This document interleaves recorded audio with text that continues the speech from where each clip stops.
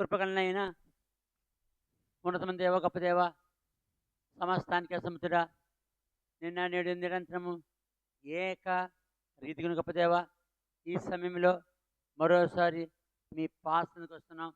ఎవరైతే వీడియోలు వింటున్నారో, ఎవరైతే యూట్యూబ్లో తండ్రి వాక్యం వింటున్నారో వారు ప్రభువా అనేకులు ఇంకా మారుమనసు లేనివారుగా, బాప్టిస్ట్ సాక్ష్యం లేనివారుగా మీరు అక్కడ సమీపిస్తుంది.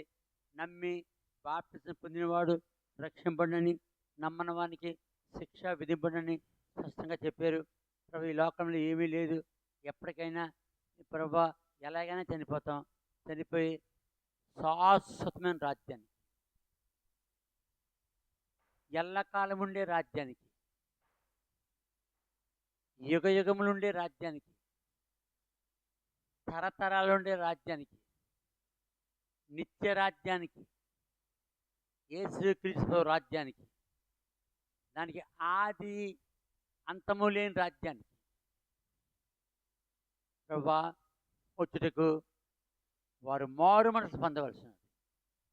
మారు మనసు పొంది బాప్టిస్ట్ సాక్ష్యం పొందితే రక్షింపబడతారు.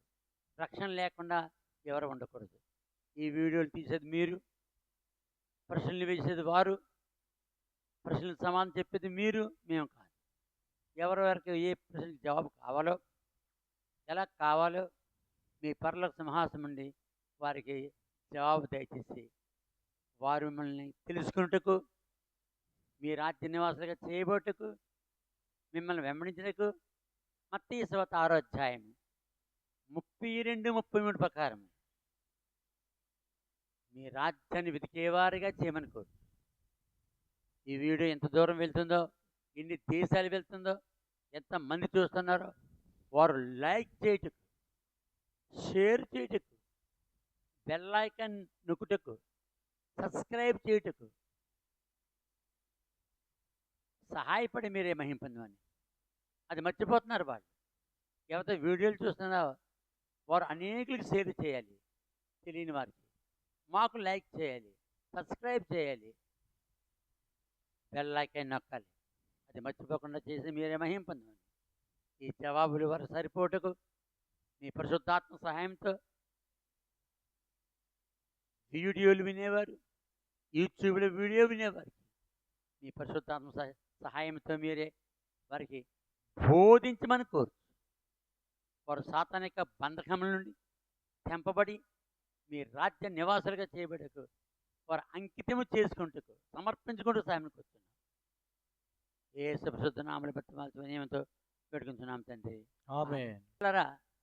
ప్రతి వారం కూడా మీ వీడియో తీస్తున్నప్పుడు, పోయిన వారం చెప్పాం, ప్రతి వారం కూడా ఈ యొక్క మ్యాప్ స్పష్టంగా పెడతాం. రష్యా నుండి, పైన రష్యా నుండి, నాహోవా నుండి కింద ఏదేని తోటి కింద కువైట్, ఆ కువైట్ కింద అరేబియన్ గల్ఫ్ వరకు ఆ విషయాలన్నీ మీకు పెట్టినప్పుడు మీరేం చేయాలి? మీరు ఆ యొక్క మ్యాప్ని ఫోటో తీసుకుని దాన్ని డెవలప్ చేసుకోవాలి మాకులాగా. అప్పుడు మీకు ఆ మ్యాప్ మీకు ఉంటుంది.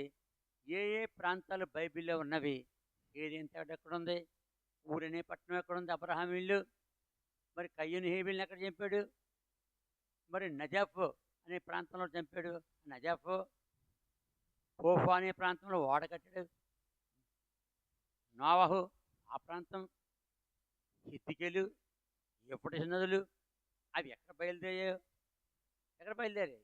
ఏదేనులో బయలుదేరాయి. ఏదేను అనగా ఇప్పుడున్న టర్కీ దేశం నుండి ఇరాక్ ఎండింగ్ వరకు ఏదేను. ఆ ఏదేనులో తూర్పును వేయబడిన తోట ఏదేను తోట. ఇవన్నీ స్పష్టంగా ఆ మ్యాప్ ద్వారా తెలుస్తుంది. ఎందుకంటే మీరు వెళ్ళలేదు కాబట్టి, ఆ ఇరాక్ అనే దేశం మీరు వెళ్ళలేదు, ఏదేను తోట మీరు చూడలేదు. ఆ ఏదేను తోటను తడిపే నదులు ఎక్కడి నుంచి వచ్చాయో మీకు తెలియదు. ఎందుకో దేవుడు తన కృప చెప్పున నాకు తెలియజేశాడు. ఇది నా సెక్షన్, నేను చెప్పినట్టుగా మీరు వినవలసిందే. ఎందుకంటే 3 సంవత్సరాలు దేవుడు నన్ను ఆసియా, ఐరోపా, ఆఫ్రికా ఖండాల్లో ఉంచి అవన్నీ స్పష్టంగా చూసి చూసిందే చూసి చూసిందే చూసి ఆ కాలంలో మరి వీడియోలు లేవు, పెద్ద పెద్ద సెల్లలు లేవు, మరి కెమెరాతో తీసాం. అది కెమెరా పట్టుకెళ్ళి 1981 1981 సంవత్సరంలో సెల్లలు లేవు. ఇప్పుడు మన చేతిలో ఉన్న సెల్ లేదు. అందుకని చిన్న కెమెరా పట్టుకెళ్ళాను నేను. ఆ కెమెరా తీసి ఆ ఫోటోలు మరి మీకు యూట్యూబ్లో ఆ సెక్షన్లో పెడుతున్నాం. ఆ దానియేలు కోట ఎక్కడుందో, కిర్కుక్ అనే ప్రాంతం, నినే మహాపట్నం ఎక్కడుందో, నిమ్రోదు పట్టణం ఎక్కడుందో, టర్కీ దేశంలో అంకారా అనే టర్కీ దేశం యొక్క ముఖ్యపట్నం కింద 7 సంఘాలు, ప్రకటన గ్రంథం 1వ అధ్యాయం 10 నుండి 14 వరకు ఆ సంఘాలు 7 సంఘాలు ఎక్కడున్నాయో అవి ఆ యొక్క టర్కీ దేశానికి రష్యాకి బోర్డర్లో the mount of Ararat, the ship of నావ్ అండ్ మౌంట్ ఆఫ్ అరారాత్ దేవుడిని ఎక్కించి ఆ ఓడ మంచులో కూలిపోయింది ఎలా ఉందో ఆ ఫోటోలు మీకు పంపించాం. మీరు ద బైబిల్ హిస్టారికల్ మ్యూజియం అని కొట్టాలి. ఈ వీడియోలు మీరు చూడాలంటే యూట్యూబ్లో ద బైబిల్ హిస్టారికల్ మ్యూజియం అని కొడితే సిహెచ్ సామ్యుయల్ మనోహర్ అని వస్తుంది. అప్పుడు మీకు వీడియోలు వస్తాయి. ఆ వీడియోలు పైకి తోడాలి. పైకి తోడిస్తే కిందకు వస్తే మొట్టమొదటి వీడియో ఆకాశమా ఆలకించమా మాటలాడేదనే పాట. దాని తర్వాత ఏదేని తోట 4 సెక్షన్లు పెట్టాను, 4 పార్ట్లు. మీరు చాలా ఓపికగా చూడాలి. 4 పార్ట్లు కూడా ఏదేని తోట ఎలాగుందో, ఎలా వెళ్ళాలో, అది ఏ దేశంలో ఉందో, ఏ ప్రాంతంలో ఉందో ఆ ఫోటోలు పెట్టాను. 16 ఫోటోలు పెట్టాను. ఇంత స్పష్టంగా మీకు ఎవరో ప్రపంచంలో చెప్పలేరు. ఇంకా ఏదేంతో ఎక్కడుందో ఆ ఫోటోలు ఎలాగుంటాయో ఇక చెప్పలేరు. ఇప్పుడు చెప్పనా కూడా లేదు. అమెరికా వాళ్ళు నేను వెళ్ళొచ్చిన తర్వాత ఇరాక్ దేశానికి దేవుడు నన్ను పంపి 1981 సంవత్సరం నుండి 1984 వరకు పూర్తిగా 3.5 సంవత్సరాలు నన్ను ఉంచి అవన్నీ చూసిన తర్వాత తిరిగి వచ్చాను. వచ్చిన తర్వాత అమెరికాకి ఇరాక్కి యుద్ధంలో అమెరికా వాళ్ళు కార్పెట్ బాంబు వేశాడు. ఆ బాంబుల్లో ఏదేని తోటలో ఉన్న మొక్కలు, చెట్లు మొక్కలు అయిపోయాయి. ఇక నా దగ్గర ఉన్నాయి ఆ ఫోటోలు. ఎవరైనా చూడాలంటే ఆ చెట్టు కూడా లేదు ఇప్పుడు. కాబట్టి ప్రియమైన వాళ్ళ మీకు ఏమైనా కావలిస్తే బైబిల్ సత్యవేద గ్రంథము దేవుడు నన్ను దీనికోసమే పుట్టించాడని చెప్పాడు నాకు. నా 21వ సంవత్సరం వయసులో ship yard, Visakhapatnam ship yard ఓడల దేవుడని పనిచేస్తున్నప్పుడు అప్పుడు నాకు 21 సంవత్సరం 1974 సంవత్సరం. అప్పుడు నా వయసు 21, ఇప్పుడు నా వయసు 74 సంవత్సరాలు. అప్పుడు చెప్పాడు నాకు, నేను ఇందుకే పుట్టించానా, ఈ విధంగా నువ్వు ఉద్యోగం చేసుకోడానికి పుట్టించనుకుంటున్నావా, నీ పని వేరుగా ఉంది. ఆ పని ఏంటో నా వెనకాల మ్యాప్ సంగతి అప్పుడు దేవుడు అక్కడ నన్ను తీసుకెళ్ళినాకి 1974 నుంచి చెప్పి నా 21 సంవత్సరం వయసులో 1981 సంవత్సరంలో అనగా నా 28వ సంవత్సరం వయసులో తీసుకెళ్ళాడు. 3 సంవత్సరాలు ఉంచాడు ఇరాక్లో. ఇరాక్, టర్కీ, రష్యా, దాని తర్వాత కువైట్, ఇవన్నీ దేశాలు తిరుగుకుంటూ, దాని తర్వాత జార్డాన్, కెనాన్, ఈజిప్ట్, ఇస్రాయేల్ దేశం, ఇవన్నీ తిరుగుకుంటూ 81వ సంవత్సరం నుంచి 1981 సంవత్సరం నుంచి 2016 వరకు ఇవన్నీ చూడడం సరిపోయింది నాకు. అవన్నీ ప్రూఫులు, ఎవిడెన్స్లు, ఈ బైబిల్ ప్రూఫులు, బైబిల్ ఎవిడెన్స్లు మొత్తం పట్టుకొచ్చాను. ఇప్పుడు నా దగ్గరే ఉంది మొత్తం ప్రపంచం అంతా. బైబిల్ ప్రపంచం అంతా నా దగ్గర ఉంది. ఆదికాండం 1వ అధ్యాయం 1వ వచనం నుండి ప్రకటన గ్రంథము 22వ అధ్యాయం 21వ వచనం వరకు దేవుడు నా దగ్గర ప్రూఫులు ఉంచాడు. ఆ ప్రూఫులు పెడుతున్నాం అన్నమాట మీకు. అందుకనే ఈ ఛానల్ పేరు యూట్యూబ్లో ద బైబిల్ హిస్టారికల్ మ్యూజియం అని కొట్టాలి. అప్పుడు సిహెచ్ సామ్యుల్ మనోహర్ అని వస్తుంది. ఆ వీడియోలన్నీ మీరు చూడండి. ఇప్పటికి ఎన్ని వీడియోలు పెట్టాం? 553 వీడియోలు పెట్టాం. 553 వీడియో మరి 2.5 గంటలు. ఎందుకు? పువ్వుల గురించి దెబ్బలాడట. పువ్వులు వేసుకోవచ్చా వేసుకోకూడదా, బైబిల్లో ఏముంది స్పష్టంగా చెప్పాం. 2.5 గంటలు చెప్పాం ఏకంగా. జాగ్రత్తగా వినండి, ఓపికగా వినండి, గ్రహించండి. మీకు అర్థం కాబట్టి మాకు మరి వాట్సాప్లో ప్రశ్న వేస్తే నా వాట్సాప్ నెంబర్ 9998995139 51839 998995139 అని కొడితే ఆ వాట్సాప్ పెడితే మేము చూసుకుని మీ యొక్క ప్రశ్నలకు సమాధానం ప్రూఫ్తో సహా, ఎవిడెన్స్తో సహా చెప్తాం. ప్రభు మీకు సహాయం చేయను గాక. ఇప్పుడు మేము పక్క తప్పుకుంటాం. ఆ యొక్క మ్యాప్ మొత్తం తీస్తాడు. అది ఎవరికైతే అవసరమో ఈ వీడియోలు చూసే వాళ్ళకి ఆ మ్యాప్ని మీరు ఫోటో తీసుకుని దాన్ని డిజిటల్లో డెవలప్ చేసుకోవాలి. తెలియకపోతే అడగాలి నన్ను మళ్ళీ ఫోన్ చేసి, చెప్తాను ఇది ఎక్కడ ఉందో. దేవుడు మనం దీవించును గాక. మీ ప్రశ్న సమాధానం ఆయన చెప్పును గాక. ఆ జవాబు మీకు సరిపోను గాక. Praise the lord.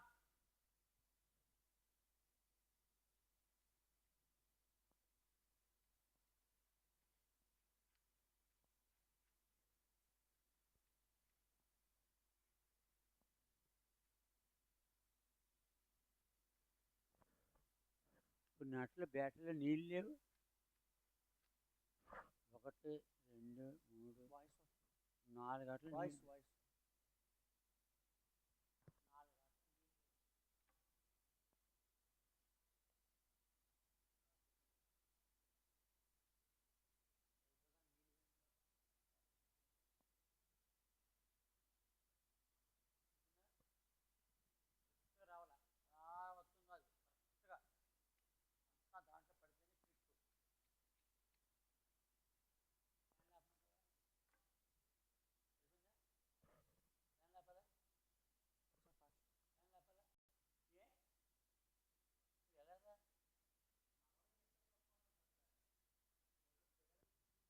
Praise lord. దేవుని మహాకృపను బట్టి అనేక ప్రశ్నలకు సమాధానం చెప్పారండి. మళ్ళా ప్రశ్నలు వచ్చిన వాడు సమాధానం చెప్పండి. 554 ప్రశ్న. 554 ప్రశ్న. ఏంటి ప్రశ్న? ఏంటి? బ్రదర్ వందనములు. వందనాలు. మన ప్రభు అయిన యేసు ప్రభు వారు నా కోసం ఏడవద్దు, నా కోసం ఏడవద్దు, కానీ మీకోసం మీ పిల్లల కోసం ఏడవండి, మీ పిల్లల కోసం ఏడవండి అని చెప్పారు. దీని అర్థం ఏంటి? అర్థం ఏంట? ఆయన కోసం ఏడకూడదు. ఆయన ఎక్కడున్నాడు ఇప్పుడు?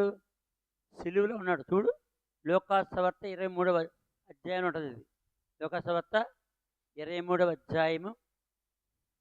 లోకాసువార్త 23వ అధ్యాయము 26 నుంచి 27 నుంచి 31 వరకు.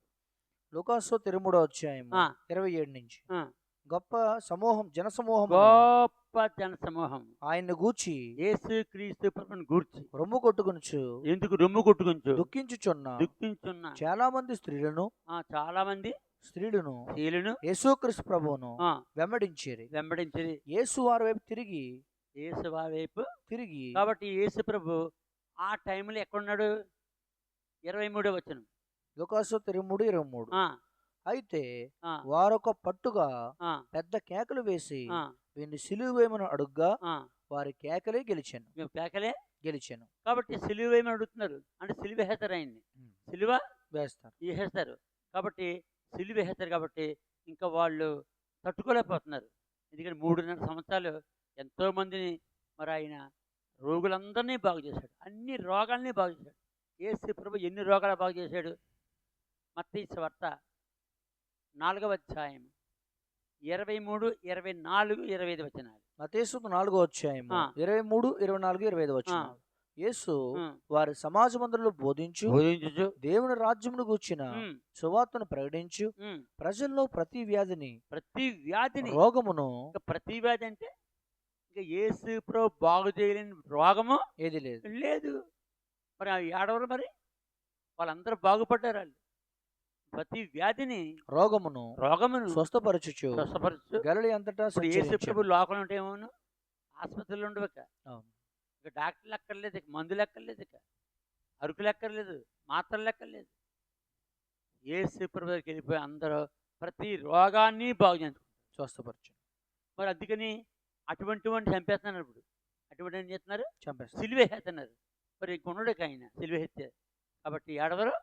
అందుకని 26వ వచనంలో 27వ వచనంలో రొమ్ము కొట్టుకొనుచు దుఃఖించుచున్న చాలా మంది స్త్రీలను యేసుక్రీస్తు ప్రభువును వెంబడించిరి. యేసు వారి వైపు తిరిగి యెరూషలేము కుమార్తెలారా, నా నిమిత్తం ఏడవకుడి, మీ నిమిత్తమును మీ పిల్లల నిమిత్తమును ఏడువుడి.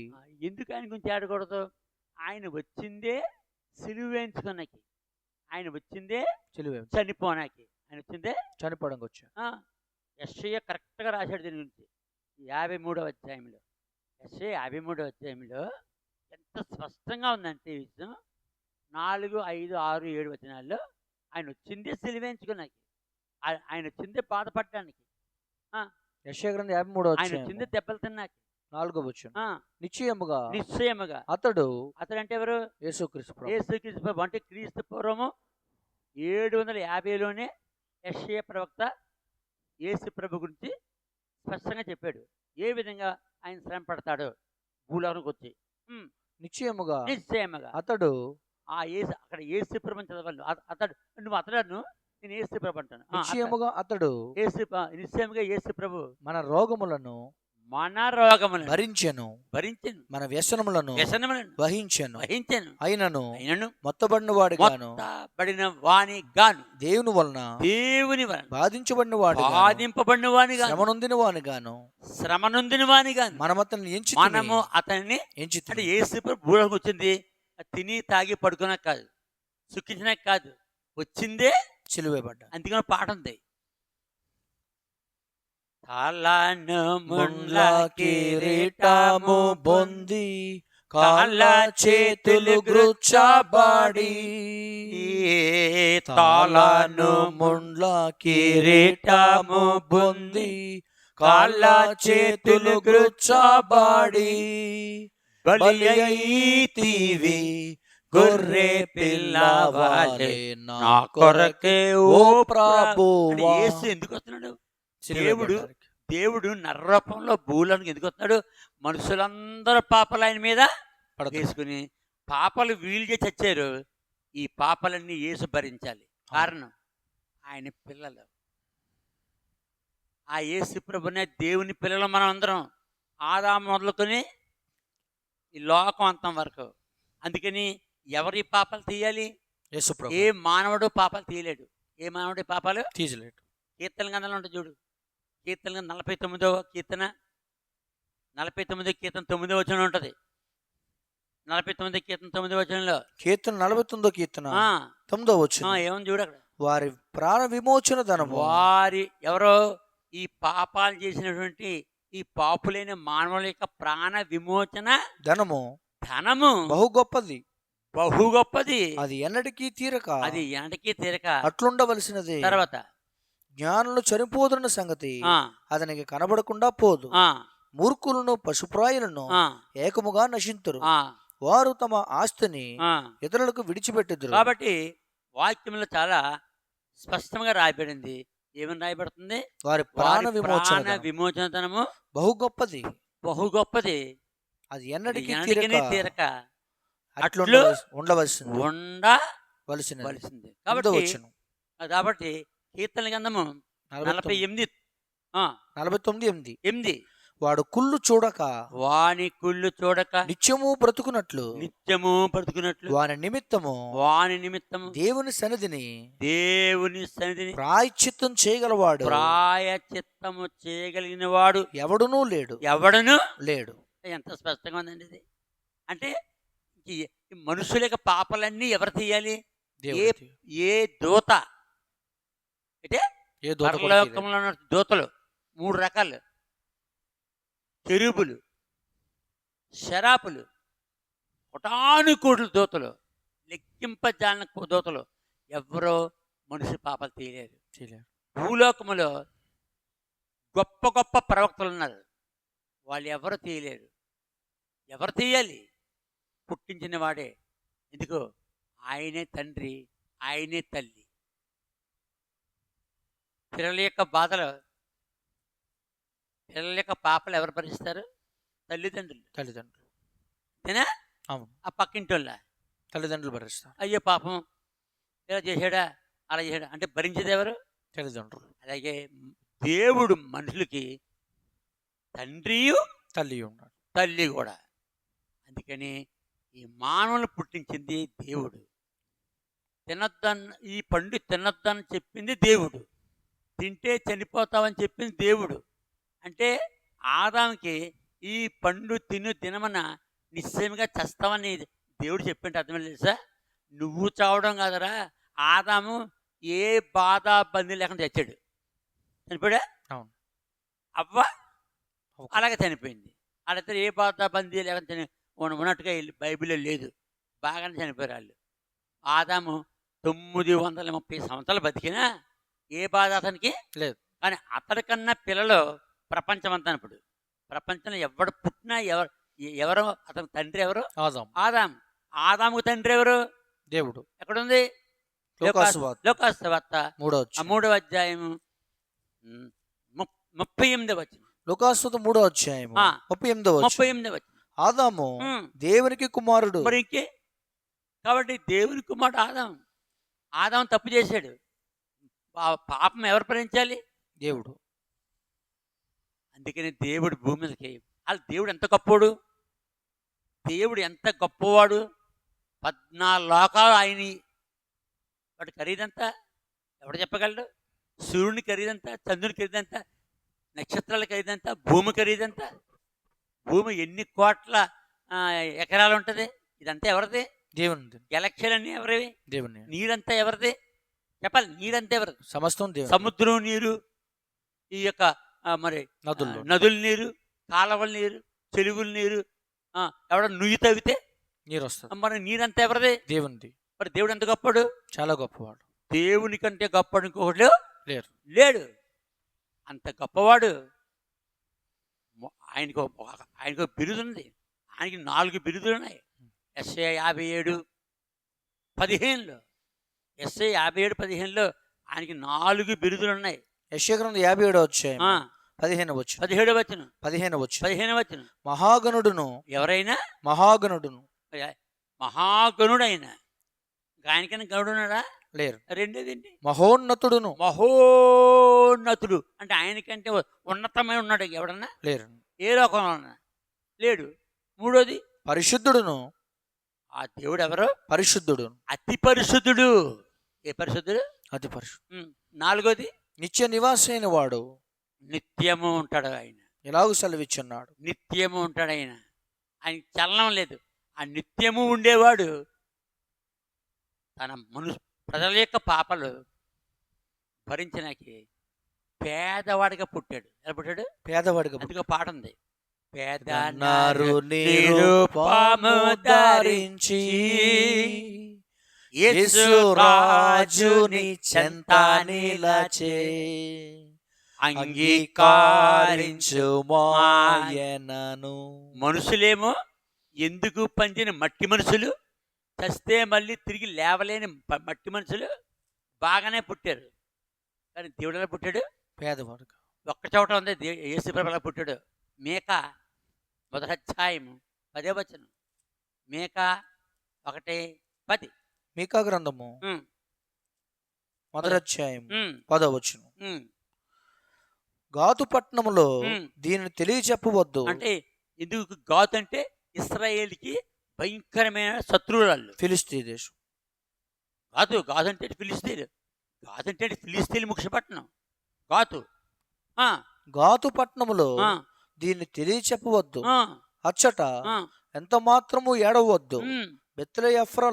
బెత్లెహేము ఎఫ్రాతాలో నేను దూరులో పడి పొర్లి తిని. బెత్లెహేము అటు ఎఫ్రాతా మధ్యలో రాహేల్ సమాధి. అది ఏ సమాధి? రాహేల్ సమాధి. తీయక్కర్లేదు. మ- మ్, ఆదికాండ 35వ అధ్యాయం ఉంటుంది. అంటే అది ఇక్కడ 35 ఆ సమాధి ఓ పక్కనే బెత్లెహేం, ఓ పక్కనే ఎఫ్రతా. ఎఫ్రతా. అక్కడ నేను ధూళిలో పడి ఏం చేశాడు? ధూళిలో పడి ఆ, పొర్లి తిని. చూడు, మనకేమైనా అవమానం జరిగిందనుకో ఎవరు తెలియకూడదని మనకు అనుకుంటాం. మన శత్రువులకి తెలియకూడదు. తెలిస్తే అవమానపరుస్తారు, నవ్వుతారు, అవును. ఎగతాళి చేస్తారు. మహాగణుడు, మహోన్నతుడు, పరిశుద్ధుడు, నిత్య నిరసనాడు ఈ మనుషుల్ని పుట్టించినందుకు ఆ మనుషులు తన యొక్క ప్రజలు కాబట్టి, తన యొక్క పిల్లలు కాబట్టి ఆ పాపాలు తీయనకి ఎలా పుట్టాడు? ధూళిలో పడి పూలులో పడి పొర్లి తిని. ఒక బిడ్డని, ఒక స్త్రీ పిల్లను కనగానే ఆ పిల్లోడు యొక్క ఒళ్ళంతా ఏముంటుంది? తడి ఏముంటుంది? తడి ఉంటుంది. తడి ఉంటుంది. తడి వల్ల ఏమవుద్ది? ధూళిలో పడితే ఏమవుద్ది? ధూళంతా ధూళంతా పట్టుకుంటుంది. అంటుకుంటా. మరి మనకు అంటుకుంది అలాగా? No. మనం ఏ చాప మీద పుట్టాం? ఇంట్లో అయితేనేమో చాప మీద, కొత్త చాప మీద, లేకపోతే నులక మంచం మీద, లేకపోతే పట్ల మంచం మీద, లేకపోతే అదే ఆసుపత్రిలో అయితే బేషన్. తెల్ల బేసిన్లోను. తెల్ల బేషన్. అంటే తెల్ల బేషన్. మరి యేసు ప్రభు దేవుడు ధూళిలో పడి పొర్లి తిని. ఆదాముని మట్టితో చేశాడు. ఆదికాండం 2:7 అది తీసుకున్నాడు. ఈయన కూడా పుట్టినప్పుడు ధూళిలో పడి పొర్లి తిని. ఊర్లేడు. ఒళ్ళంతా ఏమంటుకుంది? ధూళి అంటుకుంది. ఇప్పుడు కక్కడానికి వేడి నీళ్ళు ఉన్నాయి అక్కడ? నో. దారది ఇప్పుడు ఎక్కడ బయలుదేరారు? ఎక్కడ బయలుదేరారు? నజరేతులో బయలుదేరారు. ఎక్కడ రావాలి? బెత్లెహేం రావాలి. ఎక్కడ రావాలి? బెత్లెహేంకి రావాలి. మధ్యలో తప్పేలా ఉందా? నీళ్ళు ఉన్నాయా? పొయ్యా? ఏమన్నానా?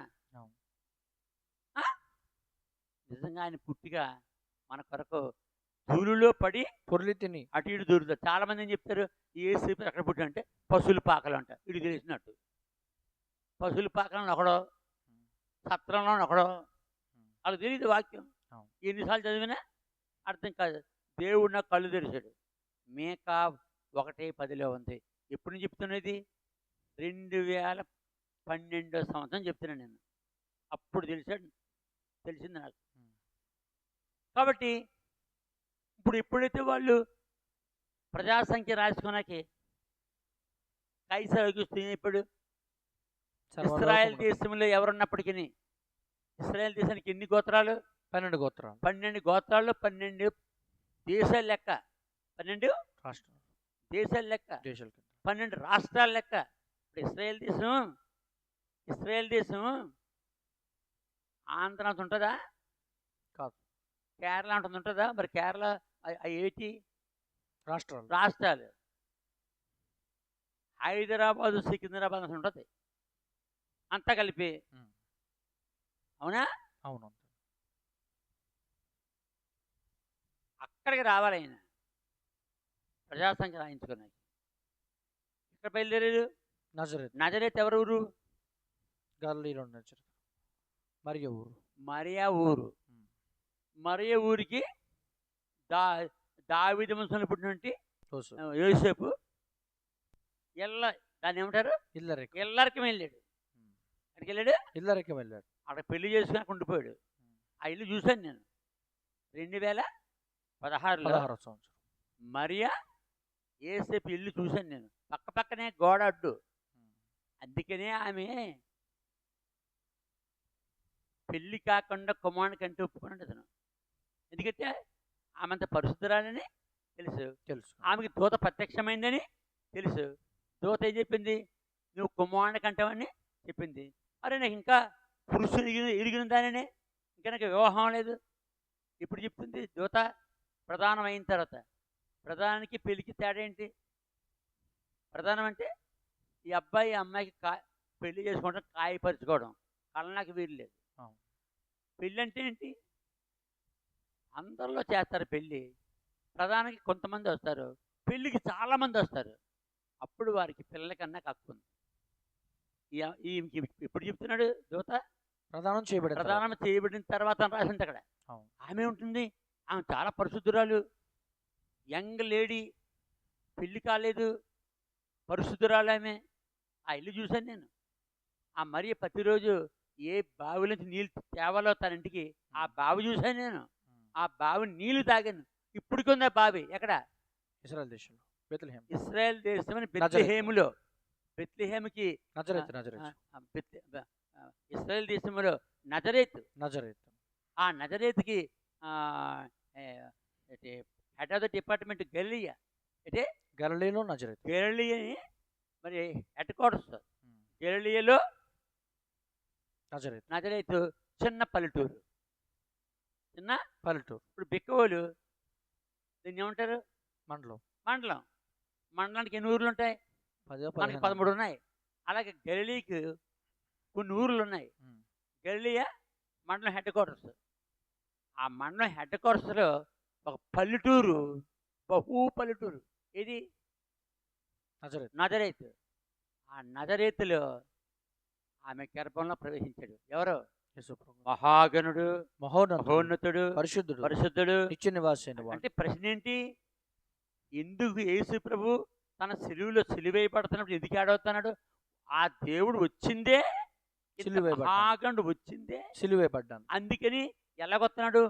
పేదలకు పుడుతున్నాడు. రాజు అయితే గుర్రం ఎక్కాలి, గాడిద మీద ప్రయాణం చేస్తున్నారు వాళ్ళు. నజరేతు నుండి బెత్లెహేము. సరిగ్గా బెత్లెహేం వచ్చేస్తున్నారు. ఇంకా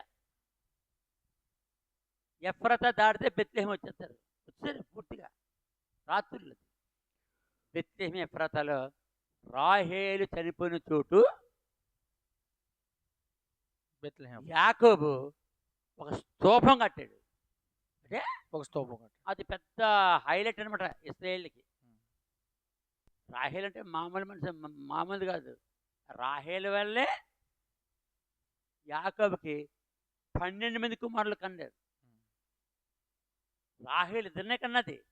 కానీ ఆమెను చేసుకున్న తర్వాతే మిగతా వాళ్ళు చేసుకుంటారు. అర్థమవుతుందా? ఆమె పిల్లలు కనుకుండా దేవుడే గొడ్రలుగా చేశాడు. దాని తర్వాత అక్కని చేసుకున్నాడు. దాని తర్వాత రాహేల్ యొక్క దాసిని చేసుకున్నాడు. దాని తర్వాత అక్క యొక్క దాసిని ఆమె ఇచ్చింది. వీళ్ళిద్దరు ఇచ్చేశారు. ఆమె అతను చేసుకోవాలి, వీళ్ళు ఇచ్చేస్తున్నారు. అప్పుడు ఆ ముగ్గురికి పిల్లలు అన్న తర్వాత ఎవరికి? రాహేల్ అక్క పేరు ఏం పేరు? లేయా. లేయా. లేయా రాహేల్ యొక్క ఏమంటారు ఆమె? రాహేల్కి తోడుకి ఎత్తాడు వాళ్ళ తండ్రి. ఉపపత్ని. ఉపపత్ని అంటామని ఆమె తోడుకి ఎత్తాడు. దాసి. రాహేల్ దాసి. ఆమె పేరు ఏం పేరు? దాసి. దాసి పేరు బిల్హా. బిల్హాని చేస్తుంది. నేను పిల్లలకి అంటలేదండి. ఆ బిల్హాకి పిల్లలు. ఆమెకు ఇద్దరు. నువ్వు బిల్హానిస్తావా? అయితే నేను తక్కువ అని చెప్పేసి ఆమె ఏం చేసింది? ఎవరు? లేయా. లేయా ఆమె దాసిని ఇచ్చింది. ఆమె పేరు పేరు Zilpah. Bilhah. Zilpah. Zilpah Bilhah ఆమె ఇచ్చేసింది. ఆమెకు ఇద్దరు. అప్పుడు లేకేమో ముందు పుట్టారు, నలుగురు పుట్టారు.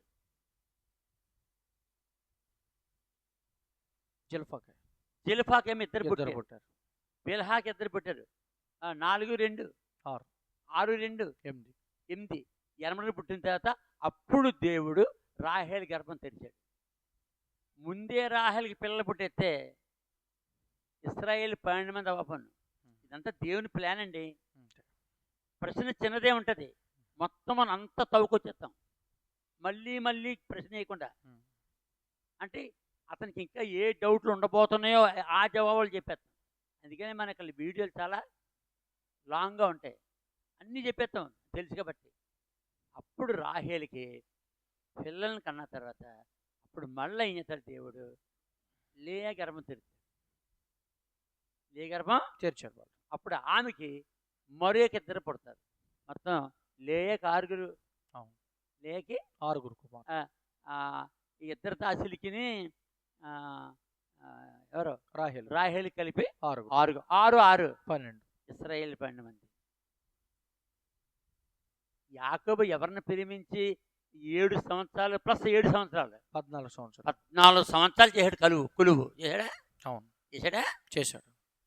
మిగతా వాళ్ళు చేయలేదు. రాహేలే కావాలి అతనికి. ఆమె మహా అందమైంది. ఆ ఇంట్లో లాబాన్ ఇంట్లో మహా అందమైంది. దేవుడు ఆమె ద్వారా 12 మంది పిల్లల్ని ఇచ్చాడు.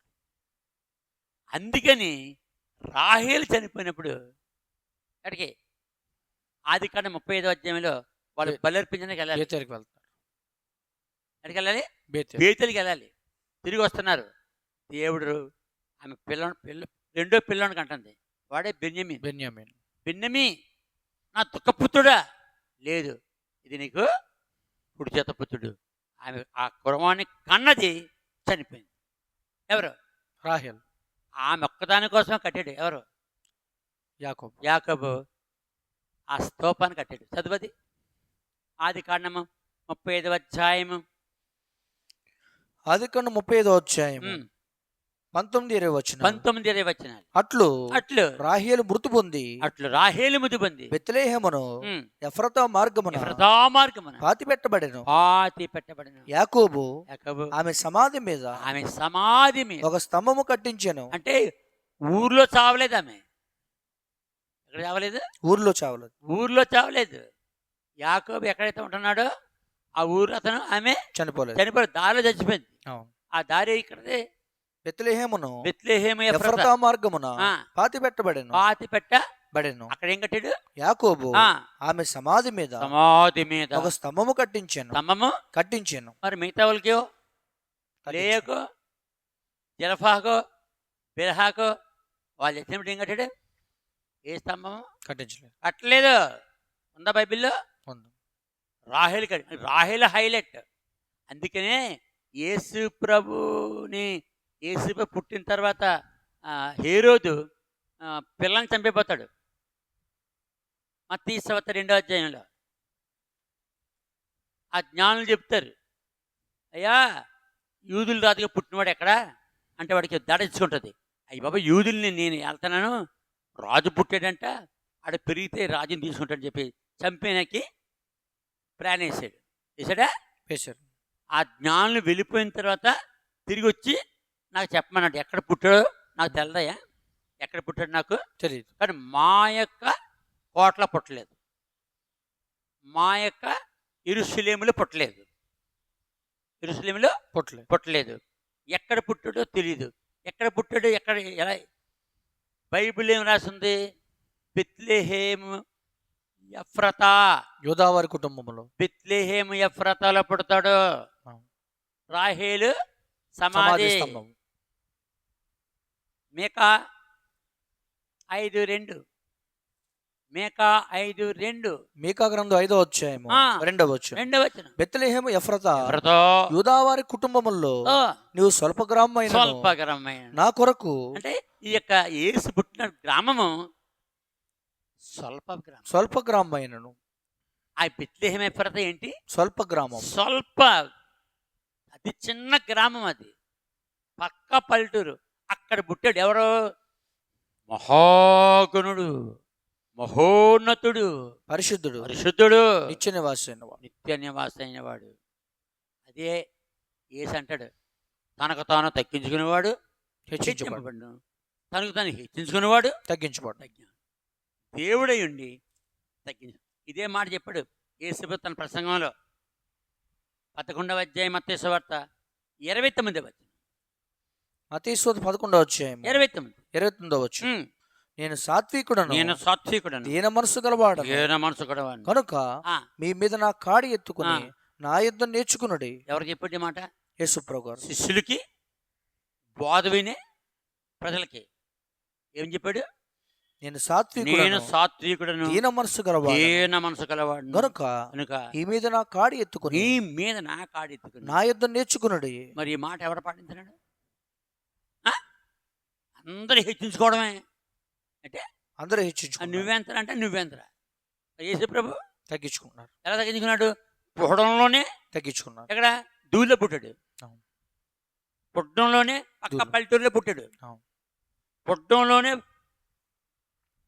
ఆ మరియా ఎంత పేద అంటే ఆ కొంపలో ఏమీ లేవు. చూశాను నేను. రాతి మంచం. ఎట్టి మంచం? రాతి తెలకడ. అంటే కొండను దొలిసేసి ఇల్లు కట్టుకున్నారు. ఏముందా వాళ్ళకి? ఎకరం భూమి ఉందా? సెంటు భూమి ఉందా? అందుకనే యేసు ప్రభు గురించి పేద నారు నీరు పాము ధరించి యేసు రాజుని చెంత నిలచే అంగీకరించు మాయనను అంగీకరించు మాయన. యేసు ప్రభు దగ్గర ఇచ్చించుకోనికి ఎవడో సరిపడు. దేవుడై ఉండి ఆయన అలాగ వచ్చి పెట్టుకున్నాడంటే మనం ఎవరైనా హెచ్చించుకోనికి? ఆయన ఎందుకు అలా పుడుతున్నాడు? ఆయన చనిపోవాలి మనుషుల కొరకు, ఘోరాతి ఘోరంగా చనిపోవాలి. ఎవరు ప్రవచించారు? యెషయా 9వ అధ్యాయం 6వ వచనంలో ఎలా పుట్టేవాడు ఎవడో రాశారు అక్కడ. పుట్టేవాడు ఎవడో? తండ్రి అయిన దేవుడు. అంటే తండ్రి అయిన దేవుడు. యెషయా 6వ అధ్యాయం 9వ అధ్యాయం 6వ వచనంలో తండ్రి అయిన దేవుడు, నిత్యుడగు తండ్రి. పుట్టేది ఎవరు? నిత్యుడగు తండ్రి. బలవంతుడైన దేవుడు, నిత్యుడగు తండ్రి, సమాధానకర్త. అందరూ ఎవరు?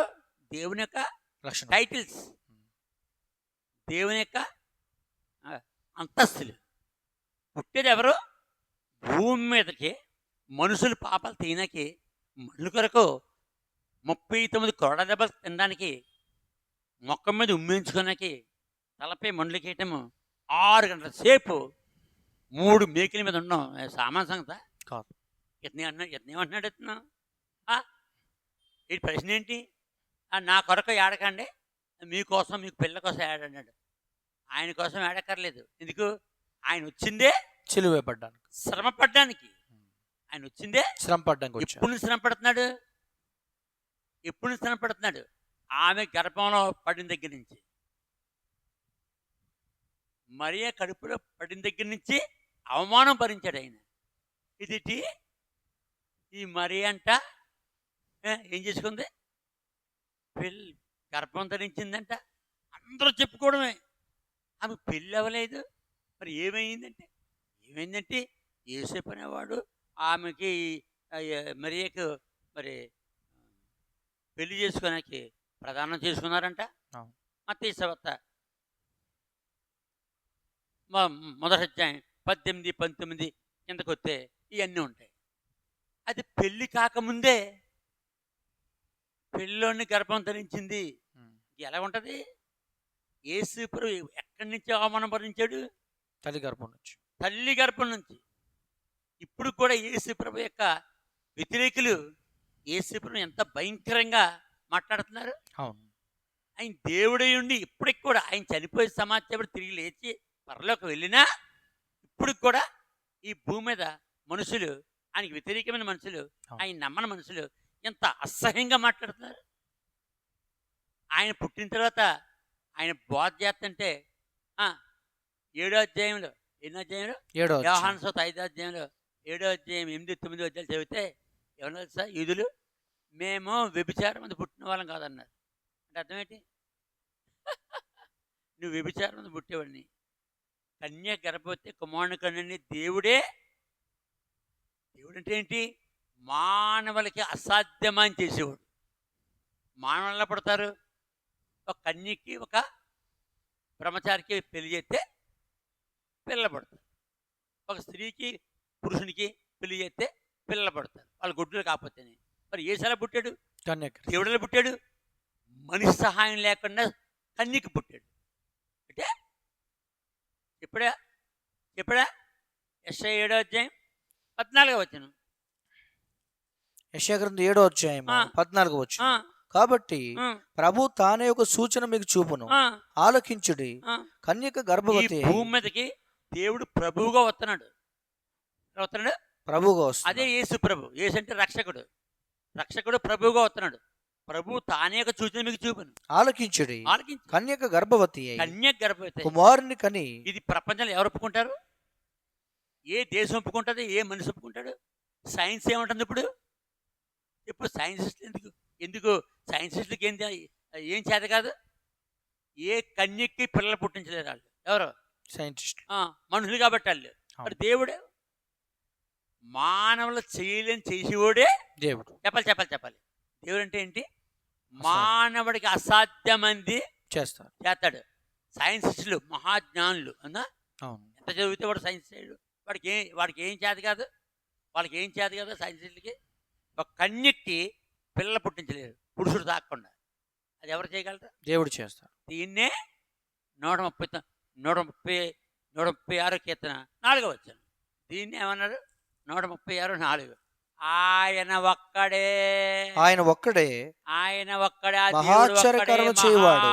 ఆశ్చర్యకార్యములు చేయువాడు. సైన్సిస్టులు సముద్రాన్ని 2గా చెప్పి చీల్చేసి 6 నేల మీద నడవగలరా? నడవలేరు. ఎవరు చేశారు పని? దేవుడు. ఎక్కడుంది అది? నిర్గమాకాండం 14వ అధ్యాయం ఉందా? చేయగలరా? ప్రపంచంలో మహాజ్ఞానవంతులు 40 సంవత్సరాలు ఆకాశం నుంచి ఆహారం కురిపించగలరా? వండిన ఆహారం, కూర అన్నం అన్నీ కలిపేసిన ఆహారం చేయలేరు. మరి యెహోవా దేవుడు ఇశ్రాయేలీయులు ఐగుప్తు దేశం నుండి కనాను వస్తున్నప్పుడు 40 సంవత్సరాలు భూమి మీద వండుకోమన్నాడా? పొలలో పొయ్య దాకలు దేశాలు ఇచ్చి వాళ్ళు నడుస్తూ ఉంటారు. వాళ్ళు ఎక్కడికి పోయినా అక్కడ ఆహారం. ఉదయము మన్నా, సాయంకాలం మన్నా. మన్నా అంటే దేవదూతల ఆహారం. కీర్తనలు 76-78 కీర్తనలో ఉంటుంది అది. కీర్తన 78 కీర్తన 25వ వచనం. కీర్తన 78 25వ వచనం. 25 ఏముంది అక్కడ? దేవదూతల ఆహారం నరులు భుజించిరి. వాళ్ళ సైన్సిస్టులకి సైన్స్లు అంటే అర్థం ఏంటి? ప్రపంచంలో అతి జ్ఞానవంతులు ఏమంటారు? సైంటిస్టులు అంటారా? డబల్ పిహెచ్డి త్రిబుల్ దాటిపోయిన వాళ్ళు దేవదూతలు ఉన్నారు పరలోకంలో తెలుసా? అయ్యగారికి దేవుడు ఉన్నాను తెలుసా? పరలోకం వెళ్ళగలరా ఇల్లు ర్యాకెట్ల మీద? అటు తరమా సూర్యుని దగ్గరికి వెళ్ళలేరు. పరలోకం ఉంది. సూర్యుని దాటి నీరుంటుంది. ఆ నీరు దాటితే మహాకాశం ఉంటుంది. ఆ ఆకాశం దాటితే పరలోకం. అంటే వెళ్ళగలరా? ఏం చేయగలరా మనుషుడు? ఎంత చదువుకున్నా, ఎంత జ్ఞానం సంపాదించినా కన్యకు పురుషుడు తాకుండా పిల్లలు పుట్టించలేడు. అది దేవుడు చేసేది. మానవులు చేయలేంది. ఎవరు చేయలేంది? మానవులు చేయలేదు. జ్ఞానులందరూ కలిపి వాళ్ళని సైన్సిస్ట్. సైన్సిస్ట్ అంటే జ్ఞాని. అంటే జ్ఞాని. సూర్యుని చేయగలరా? చేయలేరు. చంద్రుని చేయగలరా? భూమిని చేయగలరా? తుఫాను పుట్టించగలరా? ఏది చేయలేరు. సముద్రం అలలు రప్పించగలరా? ఆడు బతుకు తగలయ్యా. ప్రశ్న చిన్నదే ఉంటుంది. ఇతని కళ్ళు తెరవడానికే దేవుడు ఇన్ని చెప్తున్నాడు. చెప్పేది నేనా ఆయన దేవుడు.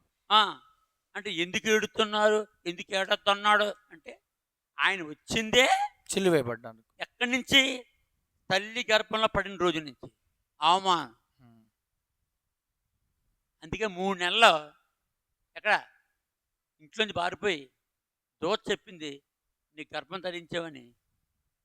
వెంటనే ఎక్కడికి వెళ్ళిపోయింది? ఎలిజబెత్ జకరియా ఇంటికి పోయింది. పోయిందా లేదా? అప్పటికే ఆమె గర్భం ధరించింది. ఆమె ఎవరు? ఎలిజబెత్ ముసూలిది. గర్భం ధరించడానికి అవకాశము లేదు. లేని కాలంలో గర్భం ఇచ్చాడు దేవుడు. చేయగలడు ఎవరన్నా? ఎవరు చేయలేదు. ముసూలుకి అబ్రహాం భార్య సారా ఏమన్నది? ఏంటి నాకు పిల్లలేంటి? అప్పుడు ఆమె వయసు ఎంత? 88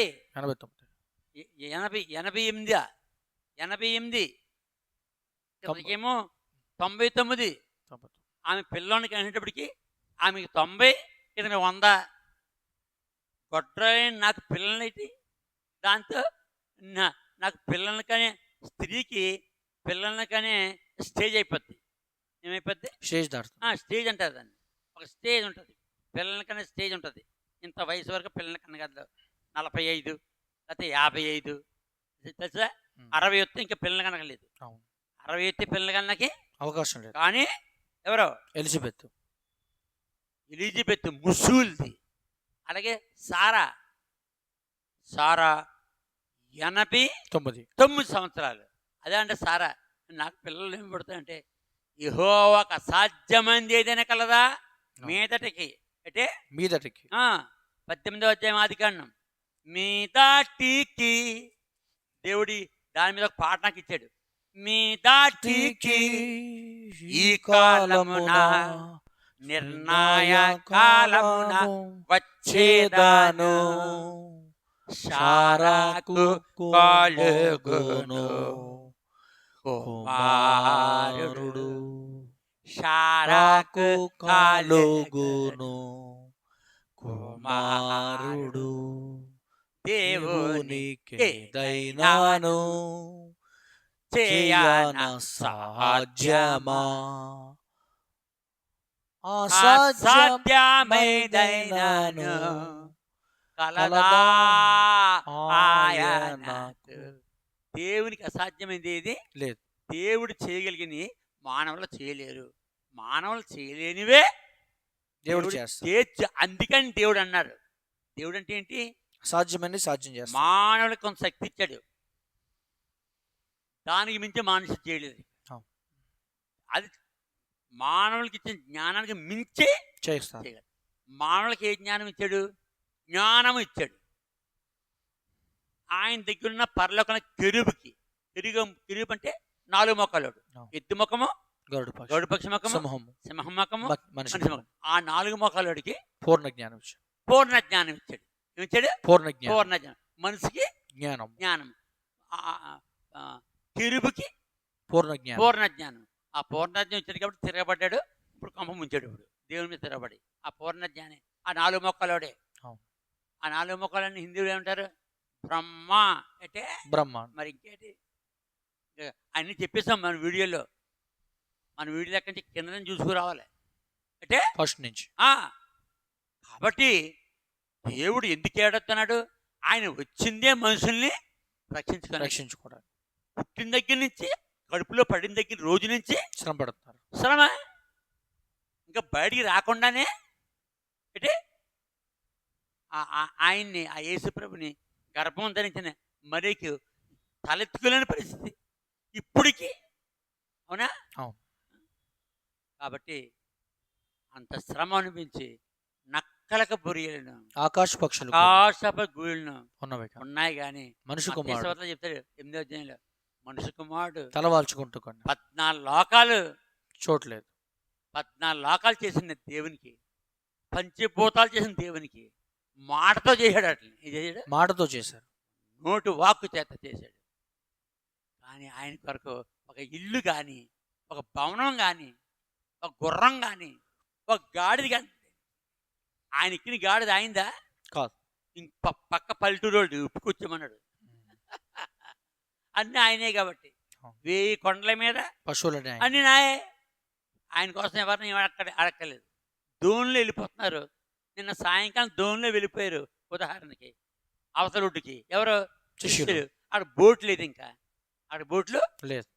సముద్రం మీద, గలిలీ సముద్రం మీద ఏం చేశాడు? నడుచుకుంటూ వచ్చేస్తా. మరి శిష్యులు నడుచుకుంటూ వెళ్ళిపోయినా శిష్యులకి బోట్ కావాలి, మనిషి కాబట్టి. ఈయన ఎవరు? సర్వశక్తి గల దేవుడు. సరస్వతి దేవుడు సముద్రం మీద నడిచి వెళ్ళిపోతున్నాడు. చూసి ఏమన్నారు వాళ్ళు? భూతము. నేనే భయపడకు వలదని పలికెను మన రక్షకుడు యేసు ప్రభు. నేనే భయపడవలద. ఆ మాట చెప్తున్నప్పుడు చేసి ఎక్కడ ఉన్నాడు? నీటి మీద ఉన్నారు. నీరు కాదు, సముద్రం మీద ఉన్నాడు. ఉండగలదా? ఆ బోట్లో యేసు శిష్యులు 4 గజా ఈతగాళ్ళు సముద్రం మీద. పేతురు, ఆంద్రయ, యాకోబు, యోహాను. వాళ్ళు ఎప్పుడు సముద్రం మీద నడిచారా? నడవలేదు. సముద్రంలో ఈత కొట్టారు వాళ్ళు. ఏసైతే సముద్రం నేనే నమ్మలేకపోతున్నారు. ఎవరు చేయలేరు కదా, అలాగా చేయలేరు. అలా జరుగుద్దని ఆయన ఇంతకు ముందే బైబిల్లో రాయించి ఇలా జరుగుతుందని. యెహోవా నీళ్ళ మీద నడుచును. ఆ యెహోవా యేసుప్రభుగా వచ్చాడు. ఇప్పుడు నీళ్ళ మీద నడుచున్నాడు. మత్తయి 14 అధ్యాయంలో. అప్పుడు నీవే అయితే అంటే నీవే అయితే నేను కూడా సముద్రం నడడానికి. ఇది పేతురు చాలా ముసలోడు, సముద్రం మీద చేపల పట్టడంలో చాలా ఎక్స్పీరియన్స్ ఉంది. ఇప్పుడు నీళ్ళ మీద, ఇప్పుడు సముద్రం మీద నడలేదు. ఈత కొడతామే ఆ చేపల కోసం. మరి యేసు సముద్రం ఒప్పుకుంటారు దీన్ని. ఎందుకు యేసు ఏడొద్దన్నాడు? ఆయన వచ్చిందే ఇలాంటి అద్భుతాలు చేయడానికి. ఆయన వచ్చిందే శ్రమ పడటానికి. నా కోసం ఏడకండి, మీకోసం మీ పిల్లల కోసం ఏడండి. అందుకే యేసు ప్రభు చనిపోయే సమాచారం తిరిగి లేచిన తర్వాత తుక్కు రేకూడదు ఎవరికి? శిష్యులకి. మరి దాక్కున్నారు కదా, చంపేస్తారు కదా వాళ్ళని. మీకోసం మీ పిల్లల కొరకు. ఈ మన కాలంలో ఏమైంది? ఆ యేసు ప్రభు కాలం నుండి ఇంతవరకు యేసు నమ్మితే శ్రమలు, కష్టాలు, బాధలు, ఇబ్బందులు, ఇక్కట్లు, చావులు ఉన్నాయా? ఉన్నాయి. ఇప్పటికి ఇంతవరకు ఉంటాయి. యేసు ప్రభు సంఘాన్ని తీసుకెళ్ళిపోయే వరకు. మత్తయి 24 అధ్యాయం 27లో ర్యాప్చర్, సంఘాన్ని తీసుకెళ్ళిపోతాడు. అంతవరకు సంఘం ఏం పాడాలి? మీకోసం మీ పిల్లల కోసం ఆడండి. నేను వచ్చిందే సిలువేయించుకోడానికి, నేను వచ్చిందే రక్తం కాచడానికి, నేను వచ్చిందే మీ పాపాలు తినడానికి, నేను వచ్చిందే పాప పరిహారార్థ బలిగా వచ్చాను. ఏ బలి? పాప పరిహారార్థ బలి. పాప పరిహారార్థ బలి ప్రపంచమంతటికి, మళ్ళీ అన్ని కాలాల్లో ఉన్న వాళ్ళకి. ఆదా మొదలుకొని యేసు రెండో రాకల్లో పుట్టే వరకు ఉన్నమ్మ అందరి కొరకు పాప క్షమాపణ. అందుకే మత్తయి సువార్తలో చెప్తాడు ఈ రహస్యం. మత్తయి సువార్త 16వ అధ్యాయం 21వ వచనం. మత్తయి సువార్త 16:21. అప్పటి నుండి యేసుక్రీస్తు ప్రభు యెరూషలేముకు వెళ్ళి పెద్దల చేతను ప్రధాన యాజకుల చేతను శాస్త్రుల చేతను అనేక హింసలు పొంది మామూలుగా కాదు, మరి దేవుడయ్యుండి ఉంటున్నాడు. ఏం చేస్తున్నాడు? మనుషుల చేత అనేక హింసలు పొంది చంపబడి మూడవ దినమున లేచుట అగత్యమని యేసు తన శిష్యులకు తెలియచేయ మొదలు పెట్టగా ఆయన బోధలోనే ఆయనకి ఏముంది? శిక్ష, మరణము, సుఖం లేదు. అందుకే నా కోసం ఏడకండి, మీకోసం మీ పిల్లల కోసం ఏడుబడి. అది ఆ ఏడుపు ఇప్పుడు దాకా ఉంది, మనకి ఉందా లేదా? ఉంది. ఆ గుజరాత్, మన దేశంలో ఆ గుజరాత్, దాని తర్వాత మధ్యప్రదేశ్ చెప్పు, ఉత్తరప్రదేశ్, జార్ఖండ్ చెప్పు, ఆ ఉత్తరాదిని ఛత్తీస్గఢ్లో ఏం చేస్తున్నారు? దేవుని సేవకుల్ని అతి ఘోరంగా చంపేసి చర్చిలు కూలగొట్టి, సహోదరులు ఏసున్నమైన సహోదరులు ఆడవాళ్ళని బట్టలు ఇప్పేసి పరిగెట్టింది. చర్చలు ఉన్నాయి ఇప్పుడు అక్కడ. దక్షిణాది కూడా చాలా చర్చలు కూలగొట్టారు. ఎంతమంది పాస్టర్లను చంపారు ఇప్పుడు? చంపారు లేదా? చాలా మంది ఇంకా చంపుతున్నారు లేదా? అవును, మాట్లాడలేదు, చంపుతున్నారు. అందుకని మీకోసం, మీ పిల్లల కోసం తెలుసుకోరు. ఎవరు వేసారు ప్రశ్న? ఈయన పేరు ఏం పేరు? దార్వాత్ మధు.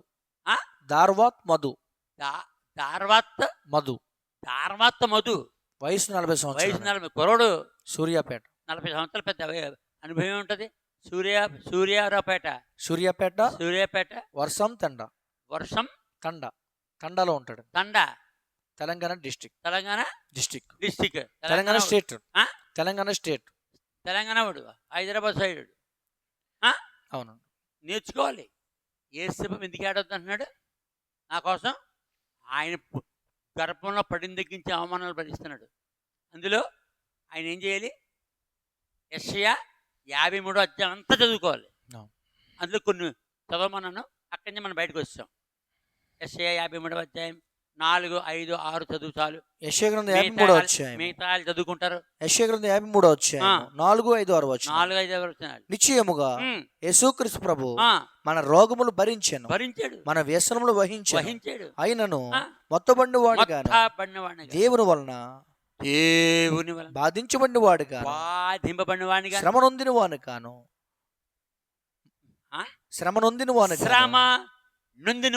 మనము అతన్ని ఎంచితిమి. ఏ సుఖం అనిపించాడు ఇక్కడ? శ్రమ నొందిన వానిగాను మనమతను ఎంచితిమి, ఆయన్ని ఎంచితిమి. మన అతిక్రమ క్రియలను బట్టి, ఇంతకీ ఎవరి కోసం చచ్చిపోతున్నాడు ఆయన?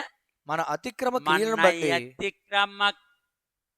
మన అతిక్రమముల కొరకు, అతిక్రమముల కొరకు, మన దోషముల కొరకు, మన అతిక్రమముల కొరకు, మన దోషముల కొరకు నాదుడు శిక్ష నుండి మనకు స్వస్థత కలిగే. ఎవరు చేస్తారు ఈ పని? ఎవరు? సొంత తల్లిదండ్రులే చేయలేరు, అంటారు. కానీ ఆ పిల్లల దోషాలు, ఆ పిల్లల పాపాలు తీసివేయలేరు, భరించలేరు, తీసివేయలేరు. ఎవరు తీయాలి? యేసుక్రీస్తు ప్రభువారు, సృష్టికర్త అయిన దేవుడు. అందుకని ఓ గలిలయ మనుషులారా, ఓ యెరూషలేము కుమార్తెలారా, మీకోసం, ఓ ఇశ్రాయేల్ దేశస్థులారా, ఓ ప్రపంచంలో ఉన్న అన్ని దేశస్థులారా, అన్ని పల్లెల్లో ఉన్న వాళ్ళారా, అన్ని పట్టణాల్లో ఉన్న వాళ్ళారా, పురుషులారా, స్త్రీలారా, నా కోసం ఆడద్దు. నేను మీకోసం చనిపోయినాకు వచ్చాను, ఘోరాతి ఘోరంగా మీకోసం ఆడాను.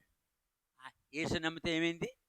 యేసు పుట్టిన దగ్గర నుంచి ఇప్పటిదాకా ఏమైంది? క్రైస్తవ లోకం శ్రమల గుండా వెళ్తున్నారు. అసలు ఆ శ్రమలు తట్టుకోలేకపోయారంట. అంటే తట్టుకోలేకపోయారు. రతి తెస్సలోనికలకు, 2వ తెస్సలోనికలకు 3వ అధ్యాయం 2వ వచనం నుంచి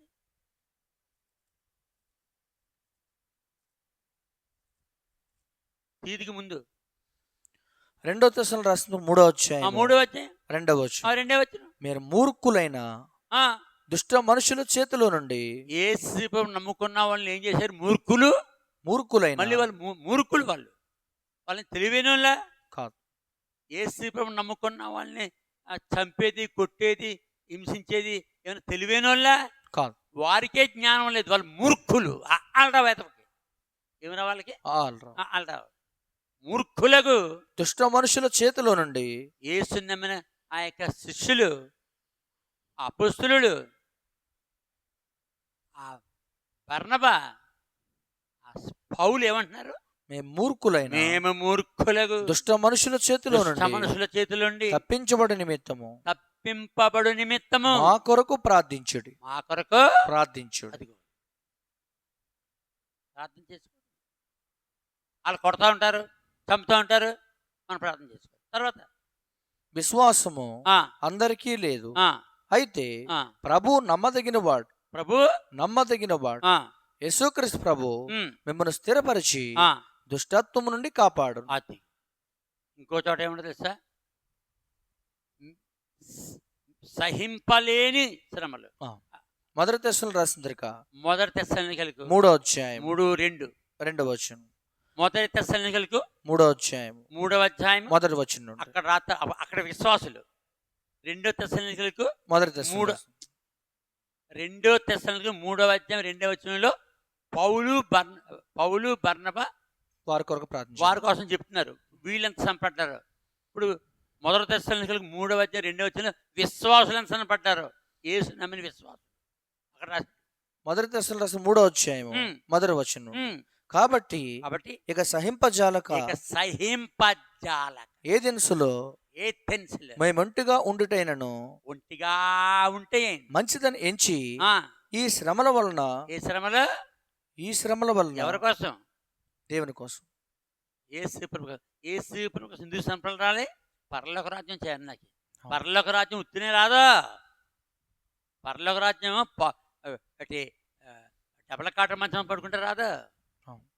ఈ శ్రమల వలన ఎవడనో కదిలింపబడుకున్నట్లు మిమ్మల్ని స్థిరపరచుటకును మీ విశ్వాస విషయమై మిమ్మల్ని హెచ్చరించుటకును మన సహోదరుడును క్రీస్తు సువార్త విషయంలో దేవుని పరిచారకుడైన తిమోతిని పంపితిమి. ఎవరు పంపారు?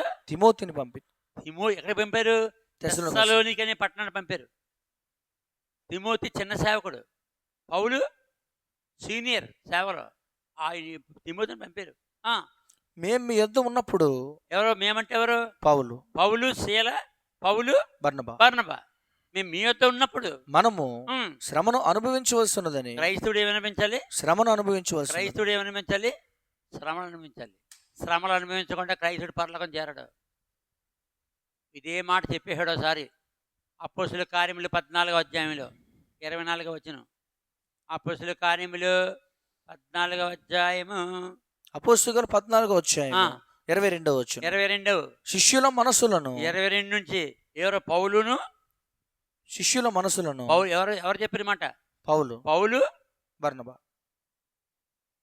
అపోస్తుల కార్యములు 14వ అధ్యాయం బర్నబా చెప్పారు మాట. శిష్యుల మనసులను దృఢపరిచి విశ్వాసమందు నిలకడగా ఉండవలెనని అనేక శ్రమలను ఒకటా రెండా అనేక శ్రమలను అనుభవించి మనము దేవుని రాజ్యములో అనగా పరలోక రాజ్యమును ప్రవేశింపవలనని వారిని హెచ్చరించిరి. అందుకని యేసు ప్రభు నా నిమిత్తం ఎడుతున్నందుకురా, నేను వచ్చిందే ఉమ్మేయించుకోనాకి ముఖం మీద, నేను వచ్చిందే ముళ్ళకేయటం పెట్టుకుంచుకోనాకి, నేను వచ్చిందే దవడల మీద చెప్పు కొట్టించుకొని, నేను వచ్చిందే కళ్ళు మూయించుకుని డిప్ప మీద కుట్టించుకోనాకి. కుట్టి ఏమంటున్నారు? నేను ఎవడ కూడా చెప్పలేడా? దేవుడు చెప్పలేడు, చెప్తారు. మన కళ్ళు మూసుకుని ఎవడ కూడా చెప్పలేము, మనకు కనపడదు. దేవునికి చెప్తారు. కళ్ళు మూసుకునే కనపడదు, కళ్ళు తెరిచి ఇంకా కనపడదు. కళ్ళు మూసుకొని చెప్తాడు. ఏమంటున్నారు? కొట్టి ఉన్నాయా శ్రమలన్నీ? మత్తయి మార్కు లోక యోహాను చదివితే ఎన్ని శ్రమలు పొందాడు? ఎవరో యేసుప్రభు. ఆయన ముఖం మీద ఉమ్మేశారు. అందుకని యెరూషలేము కుమార్తెలారా, నా నిమిత్తమై ఏడు, మీ నిమిత్తమై పిల్లల నిమిత్తము ఏడుబడి. ఆయన ఎటువంటి శ్రమలు పొందుతాడు? ఎప్పుడు రాశాడు? ఆయన పుట్టక ముందు యెషయా ప్రవచనం 750 సంవత్సరాల ముందే రాశాడు. 53వ అధ్యాయం యెషయా 5వ వచనం. యెషయా గ్రంథం 53వ అధ్యాయం 5వ వచనం. మన అతిక్రమ క్రియలను బట్టి పాపం మానవుడు చేశాడు, పరిశుద్ధమైన దేవుడు దాన్ని భరించాలి. ఎంత న్యాయంగా చూసుకో. మన అతిక్రమ క్రియలను బట్టి అతడు గాయపరచబడి మన దోషులను బట్టి నలుగుగొట్టబడెను. ఎవరు నలుగుడుతున్నారు? యేసుక్రీస్తు ప్రభు. తెలుసా? 5,000 యేసు ప్రభు ఎన్ని దెబ్బలు తిన్నాడు? 5,480 దెబ్బలు తిన్నాడు. ప్రపంచంలో ఏ భక్తుడు, పౌలు కూడా అన్ని దెబ్బలు తినలేదు, పేతురు కూడా తినలేదు, మానవుల్లో ఎవడు తినలేని దెబ్బలు ఎవరు తిన్నారు? యేసుక్రీస్తు ప్రభు. తర్వాత మన సమాధానమైన శిక్ష అతని మీద పడిన, ఆయన మీద యేసు ప్రభు పడింది. అతను పొందిన దెబ్బల చేత, యేసు ప్రభు పొందిన దెబ్బల చేత మనకు స్వస్థత కలుగుతుంది. ఆయన దెబ్బలు తింటే మనకి పాపం నుంచి స్వస్థత కలుగుతుంది. అందుకనే గుడ్ ఫ్రైడే అన్నారు దాన్ని. ఏ చనిపోయిన రోజున ఏమన్నారు? మంచి శుక్రవారం. Good Friday. గుడ్ ఫ్రైడే అంటే మంచి శుక్రవారం. మంచి శుక్రవారం అంటే ఎవరైనా చస్తే మంచా, ఎవరైనా చనిపోతే బాగా చచ్చాడు అంటారేంటి? ఒక యేసు ప్రభు చస్తేనే మంచిది. ఎందుకు? ఆయన అంత ఘోరంగా చనిపోతేనే మన పాప క్షమాపణ కలుగుతుంది. ఇది ఎరగాలి. ఎవరు? దార్వత్ మధు వయసు 40 సంవత్సరాలు. ఏ ఊరుతుంది? సూర్యాపేట. వస్త్రం తండ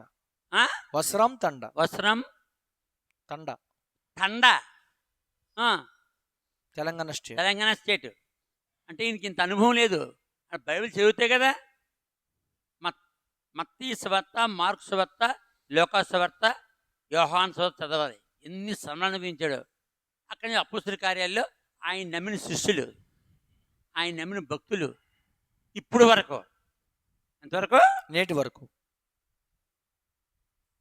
కాబట్టి అందుకని యేసు ప్రభు ఆ విధంగా కోడాలతో కొడుతున్నప్పుడు వాళ్ళు ఏడుస్తారు. మానవ సహజం కదా. ఏడరా? ఏడుస్తారు. వాళ్ళ దేవుణ్ణి, వాళ్ళ రక్షకుణ్ణి, వాళ్ళ రోగాలు బాగు చేసినోడిని, చచ్చినోడిని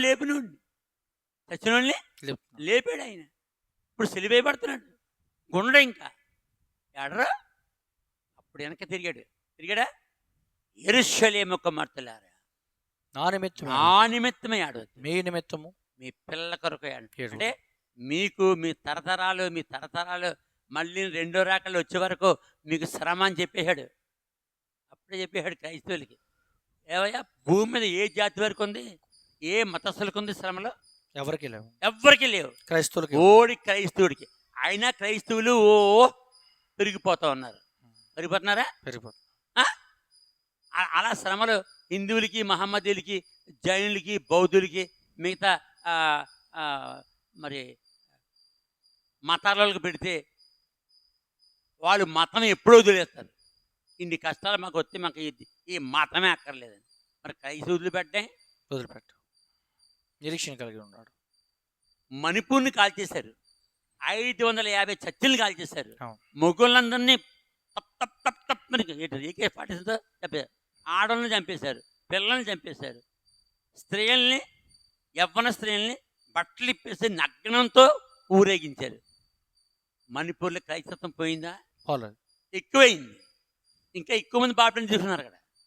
అంతమంది చచ్చిపోయినా, భర్తలు చచ్చిపోయినా, యవ్వనాలు చచ్చిపోయినా, పిల్లలు చనిపోయినా, తమ ఆడవాళ్ళు చనిపోయినా వాళ్ళందరూ యేసుని సాక్ష్యం ఇస్తారు. ఒక్కడు కూడా యేసుని వదిలిపెట్టలేదు. అదే మిగతా జాతుల్లో జరిగితే ఉంది, తగ్గిపోతారు. అందుకని క్రైస్తవ మార్గము జీవంతో కూడింది. ఎందుకు కూడింది? జీవంతో కూడింది. ఎక్కడుంది? యోహాను సువార్త 14:6. నేనే మార్గమును. చెప్తాను, నేనే మార్గమును. యోహాను సువార్త 14:6. యేసు నేనే మార్గమును, నేనే మార్గము, సత్యమును. పరలోకానికి మార్గం. రెండోది సత్యమును, ఆయనే సత్యం, జీవమును. మిగతా ఎక్కడ లేదు సత్యం, ఆయనే సత్యము. ఆయన మార్గంలో సత్యం ఉంది. మూడోది జీవము అంటే చావదు. యేసు ప్రభు యొక్క మార్గం ఏమవదు? జీవం, సత్యము, మార్గము. చావదు. దాంట్లో జీవం ఉంది. అందుకని యేసు ప్రభు దగ్గర నుంచి శ్రమ పడుతున్నారు. ఎంతమందిని సిలివేశారండి, ఎంతమందిని నరికేశారండి, ఎంతమందిని చిత్రహం చేశారండి. పేతుర్ని అయితే తలకిందులుగా సిలువ, అయితే ఎలాగుంటుంది ఇంకా? అలాగే అందరూ ఒరిస్సాలో ఎవడు? గ్రహం స్టెయిన్స్ ఆయన ఆస్ట్రేలియా దేవుని సేవకుడు. ఒరిస్సా వచ్చి కుష్ఠరోగులకి మందులు ఇస్తూ, కుష్ఠరోగుల్ని ఆ కాళ్ళు పట్టుకుని కాళ్ళు క్లీన్ చేసి, డ్రెస్సింగ్ చేసి, మందులు ఇచ్చి, కట్టుకట్టి, మళ్ళీ ఆ పుండు మానిందో లేదో వాసన చూస్తాం. అంటే వాసనలో తెలిసిపోద్ది. పచ్చాసన వచ్చిందా, ఇంకా లోపల పుండు ఉంది, ఏ వాసన రాలేదు, బాగా అయిపోయింది. అటువంటి వాడిని ఎవరు చేస్తారు? సేకరి అయ్యారు. కాల్ చేసి అతనితో పాటు 2 కుమారులు, చిన్న చిన్న పిల్లల్ని కూడా ఫిలిప్ తుపాకుతో కాల్ చేసి గడ్డేసి కాల్చారు. దేంతో సహా కాల్ చేశారు? జీప్తో సహా. ఇంకెవరు మిగిలేరు? తన భార్య, తన అమ్మాయి మిగిలింది, కుమార్తె. కేసు నడుస్తుంది. ఆ చంపినడు పేరు నా పేరు ఎదవ, ఆ ఎదవ పేరు నా పేరే. అంటే మనోహర్. ఆడి పేరు ఏం పేరు? మనోహర్. వాడికి ఉరిశిక్ష చేశారు. చంపిన ఆడే ముఖ్యుడు ఆయన చంపనాకి. అప్పుడు గ్రాహం గారికి భార్యను పిలిచారు కోర్టు. ఇంత అన్యాయం చేశాడు, 3 మర్డర్లు చేశాడు, ఎలాగా దారుణంగా నీ భర్తను చంపింది ఇదిగో మనోహర్, ఇతనే. ఏం చేయమంటావమ్మా? యేసు ప్రభువు చెప్పాడు, క్షమించుడు. ఎంత పాపినైనాను యేసు చేర్చుకొనును, అంచు నీ సువార్తను అంతటా చాటించుడి.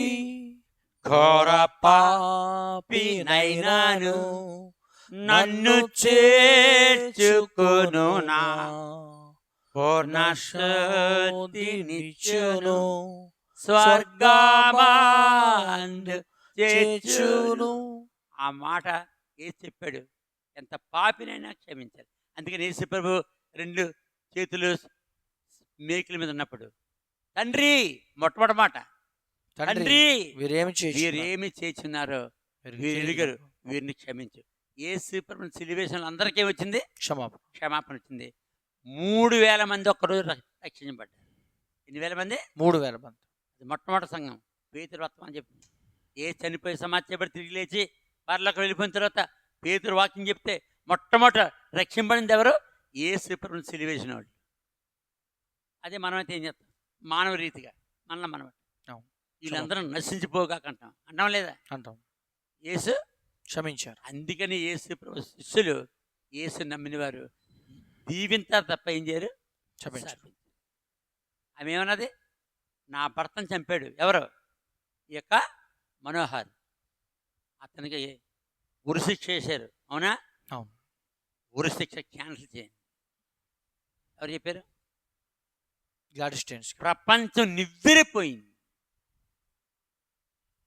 ఆ మాటకే బుద్ధి రావాలి దేశం అంతటికని. వచ్చిందా? ఇంకా చంపుతానన్నారు. రీసెంట్గా ఎవరిని చంపారు?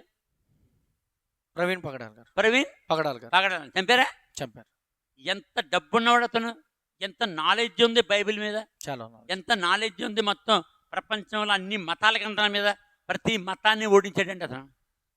46 ఇయర్స్ ఓన్లీ, బిలో 50. అతనికి 50 సంవత్సరాలు లేవు. అతనికి అసలు 50 లేవు.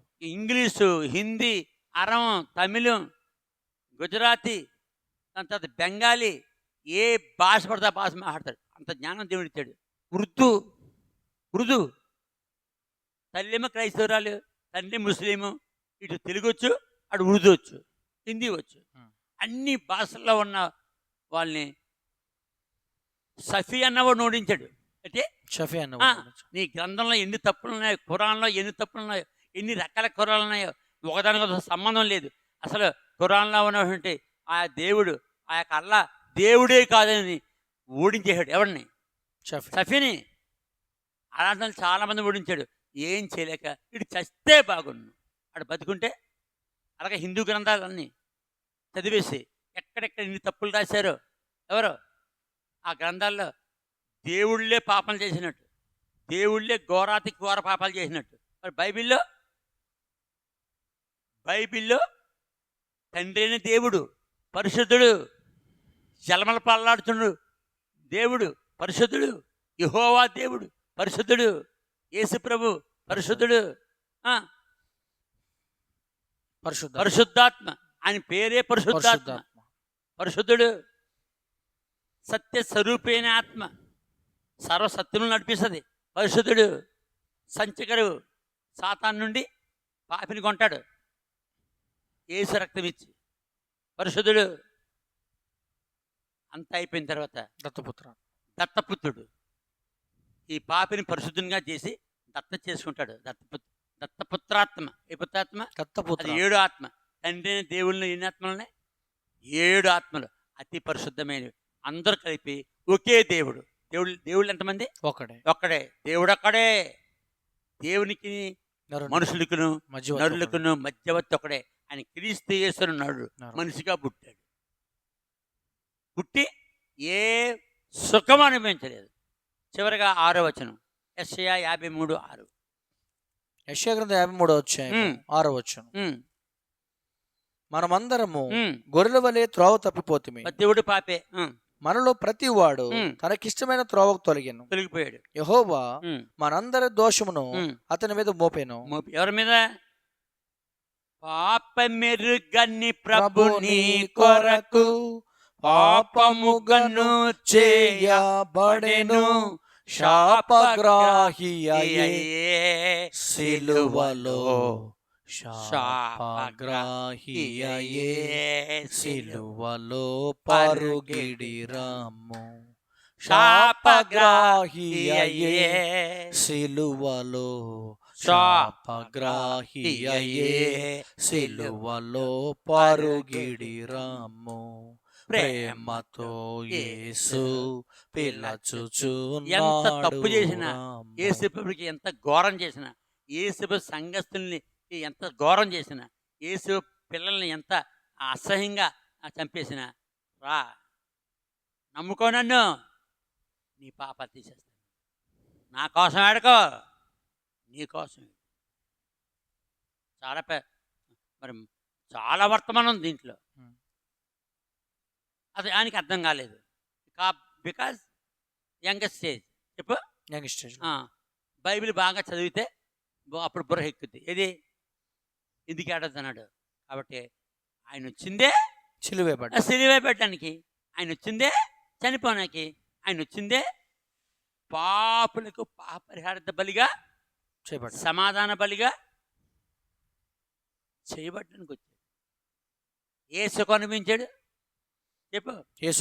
యేసు ప్రభు తర్వాత యేసేపుకి మరియకి మళ్ళీ శరీర సంబంధంగా నలుగురు మగపిల్లలకు అన్నాడు. మగపిల్లలు నలుగురు మగపిల్లలు అన్నాడు. ಮತ್ತೆ మార్క్స్ సువార్త 6వ అధ్యాయం 3వ వచనం ఉంటుంది. ఆ నలుగురు మగపిల్లలు ఎదిగిన తర్వాత కరెక్ట్గా యేసుకి 30 సంవత్సరాలు వచ్చాయి. బాప్టిని తీసుకున్నాడు. ఏమని తెలుసా వాళ్ళు? ఇదిగో బహిరంగంగా అంగీకరింపబడివాడు ఎవరును ఇంట్లో ఉండడు, నువ్వు బయటికి పో, ఇంట్లోంచి బయటికి పో. యేసు ప్రభు తన సొంత ఇంట్లోంచి బయటకు వచ్చాడు. మళ్ళీ యేసు ప్రభు ఆ ఇంట్లో ఉన్నంతకాలం రైస్ కొనక్కర్లేదు. ఎందుకు? యేసు ప్రభు ఉన్నారు. ఆయన ఏమి కష్టపడి తేడు. సరస్వతి గల దేవుడు కదా. బాబు వాళ్ళమ్మ మరియమ్మ గారు ఎవరిని? బాబు బియ్యం అయిపోయారా? అయిపోయా, ఇల్లు చూడు, పెట్టి తిరిగితే ఉంటుంది. ఏ బియ్యం? నెంబర్ 1 సన్న బియ్యం, సాయిపప్పు. ఏ బియ్యం? మా చిన్నప్పుడు అనేవారు సన్న బియ్యం. ఏంటి సన్న బియ్యం? మేము సన్న బియ్యం తిన్నాం. ఎంత అందంగా ఉంటుందో సన్న బియ్యం. ఇప్పుడు లేవయ్యి, ఆ సీడ్ పోయింది. ఎంత టేస్టో చెప్పలేను. పలావ్ వండాలంటే సన్న బియ్యంతో వండాలి. ఇప్పుడు వస్తున్నాయి సన్న బియ్యం అని, డూప్లికేట్. డూప్లికేట్ వచ్చింది. యేసు ప్రభు ఎటువంటి బియ్యం రప్పించేవాడు. నెంబర్ 1. కొన్నారా? కొనలేదు. చేపలు కావాలి, కొన్నారా? యేసు ప్రభు ఉన్నంత కాలం ఆ ఇంట్లో ఏది కొనలేదు వాళ్ళు. కాయగూరలు కానీ, ఆకుకూరలు కానీ, చేపలు కానీ, మాంసం కానీ, నూనె కానీ, పప్పు దినుసులు కానీ, మసాలా దినుసులు కానీ ఏది కొనలేదు. బాబు మీ అమ్మ మీ నాన్న మా ఇద్దరు ఉన్నప్పుడు ఏది వచ్చినా డేషాలు సరిపోయాయి బాబు. ఇప్పుడు మొత్తం నాకు మీ అందరు కలిపి 5 పుట్టారు. మరి మనకి పిల్లలు చాలతా లేదా? ఇంట్లోకి వెళ్ళి చూసారా ఏముంటుంది అక్కడ? పెద్ద గిన్నె, కొత్త అన్నం వండుకునే డేషా ఉంటుంది. దాని మూతను, దాని గెరటిని బయట కొంటారా? యేసు ప్రభువును కొంటాడా? కారణం భూమి కలుగ్గాక, సూర్యుడు కలుగ్గాక, చంద్రుడు కలుగ్గాక, గెలక్సీలు కలుగ్గాక, పంచభూతాలు కలుగ్గాక, అంటే నీరు కలుగ్గాక, అంటే అన్ని కలుగ్గాక, చెట్లు కలుగ్గాక, జంతువులు కలుగ్గాక, చేపలు కలుగ్గాక, మానవుణ్ణి తన రూపంలో మట్టుకు చేశాడు. ఒక మానవుణ్ణి కొడుకు కాబట్టి. కలుగ్గా కంటే భూమి, సూర్యుడు, చంద్రుడు, నక్షత్రాలు, సముద్రాలు అన్నీ వస్తే ఇంట్లో సామానం రాదు? ఖచ్చితంగా వస్తాయి. అటువంటి వాడిని కళ్ళు మూసిపోయి వాళ్ళు ఏమన్నారు? ఆయన తర్వాత పుట్టినోళ్ళు ఆయనకి సరిగ్గా 30 సంవత్సరాలు. అప్పుడు ఏమన్నారు? 7వ అధ్యాయం చదువు. యోహాను సువార్త ఎన్ని స్థలాలు పడ్డాడండి ఆయన. ఆ రోజు నుంచి ఇల్లు లేదు ఇంకా ఆయన ఖచ్చితంగా. యోహాను సువార్త 7వ అధ్యాయం 4వ వచనం, 3వ వచనం, 3-4 వచనాలు. యోహాను సువార్త 7వ అధ్యాయం 3వ వచనం. యేసుక్రీస్తు ప్రభు సహోదరులు యేసుక్రీస్తు ప్రభువును చూచి, నీవు చేయుచున్న క్రియలు నీ శిష్యులను చూచినట్లు ఈ స్థలము విడిచి యోదయకు వెళ్ళము. అంతే, అయిపోయింది. ఆ రోజున వెళ్ళిపోయాడు ఆయన. ఆ రోజునే వెళ్ళిపోయాడు. వాళ్ళు చదువుకుంటారు, కింద చదువుకోవాలి. ఆ 7వ అధ్యాయం చదువుకుంటే ఇంకా వెళ్ళిపోయి మరలా ఇంటికి రాలేదు. అంటే అయిపోయింది. చనిపోయిన తర్వాత కూడా ఇంటికి రాలేదు.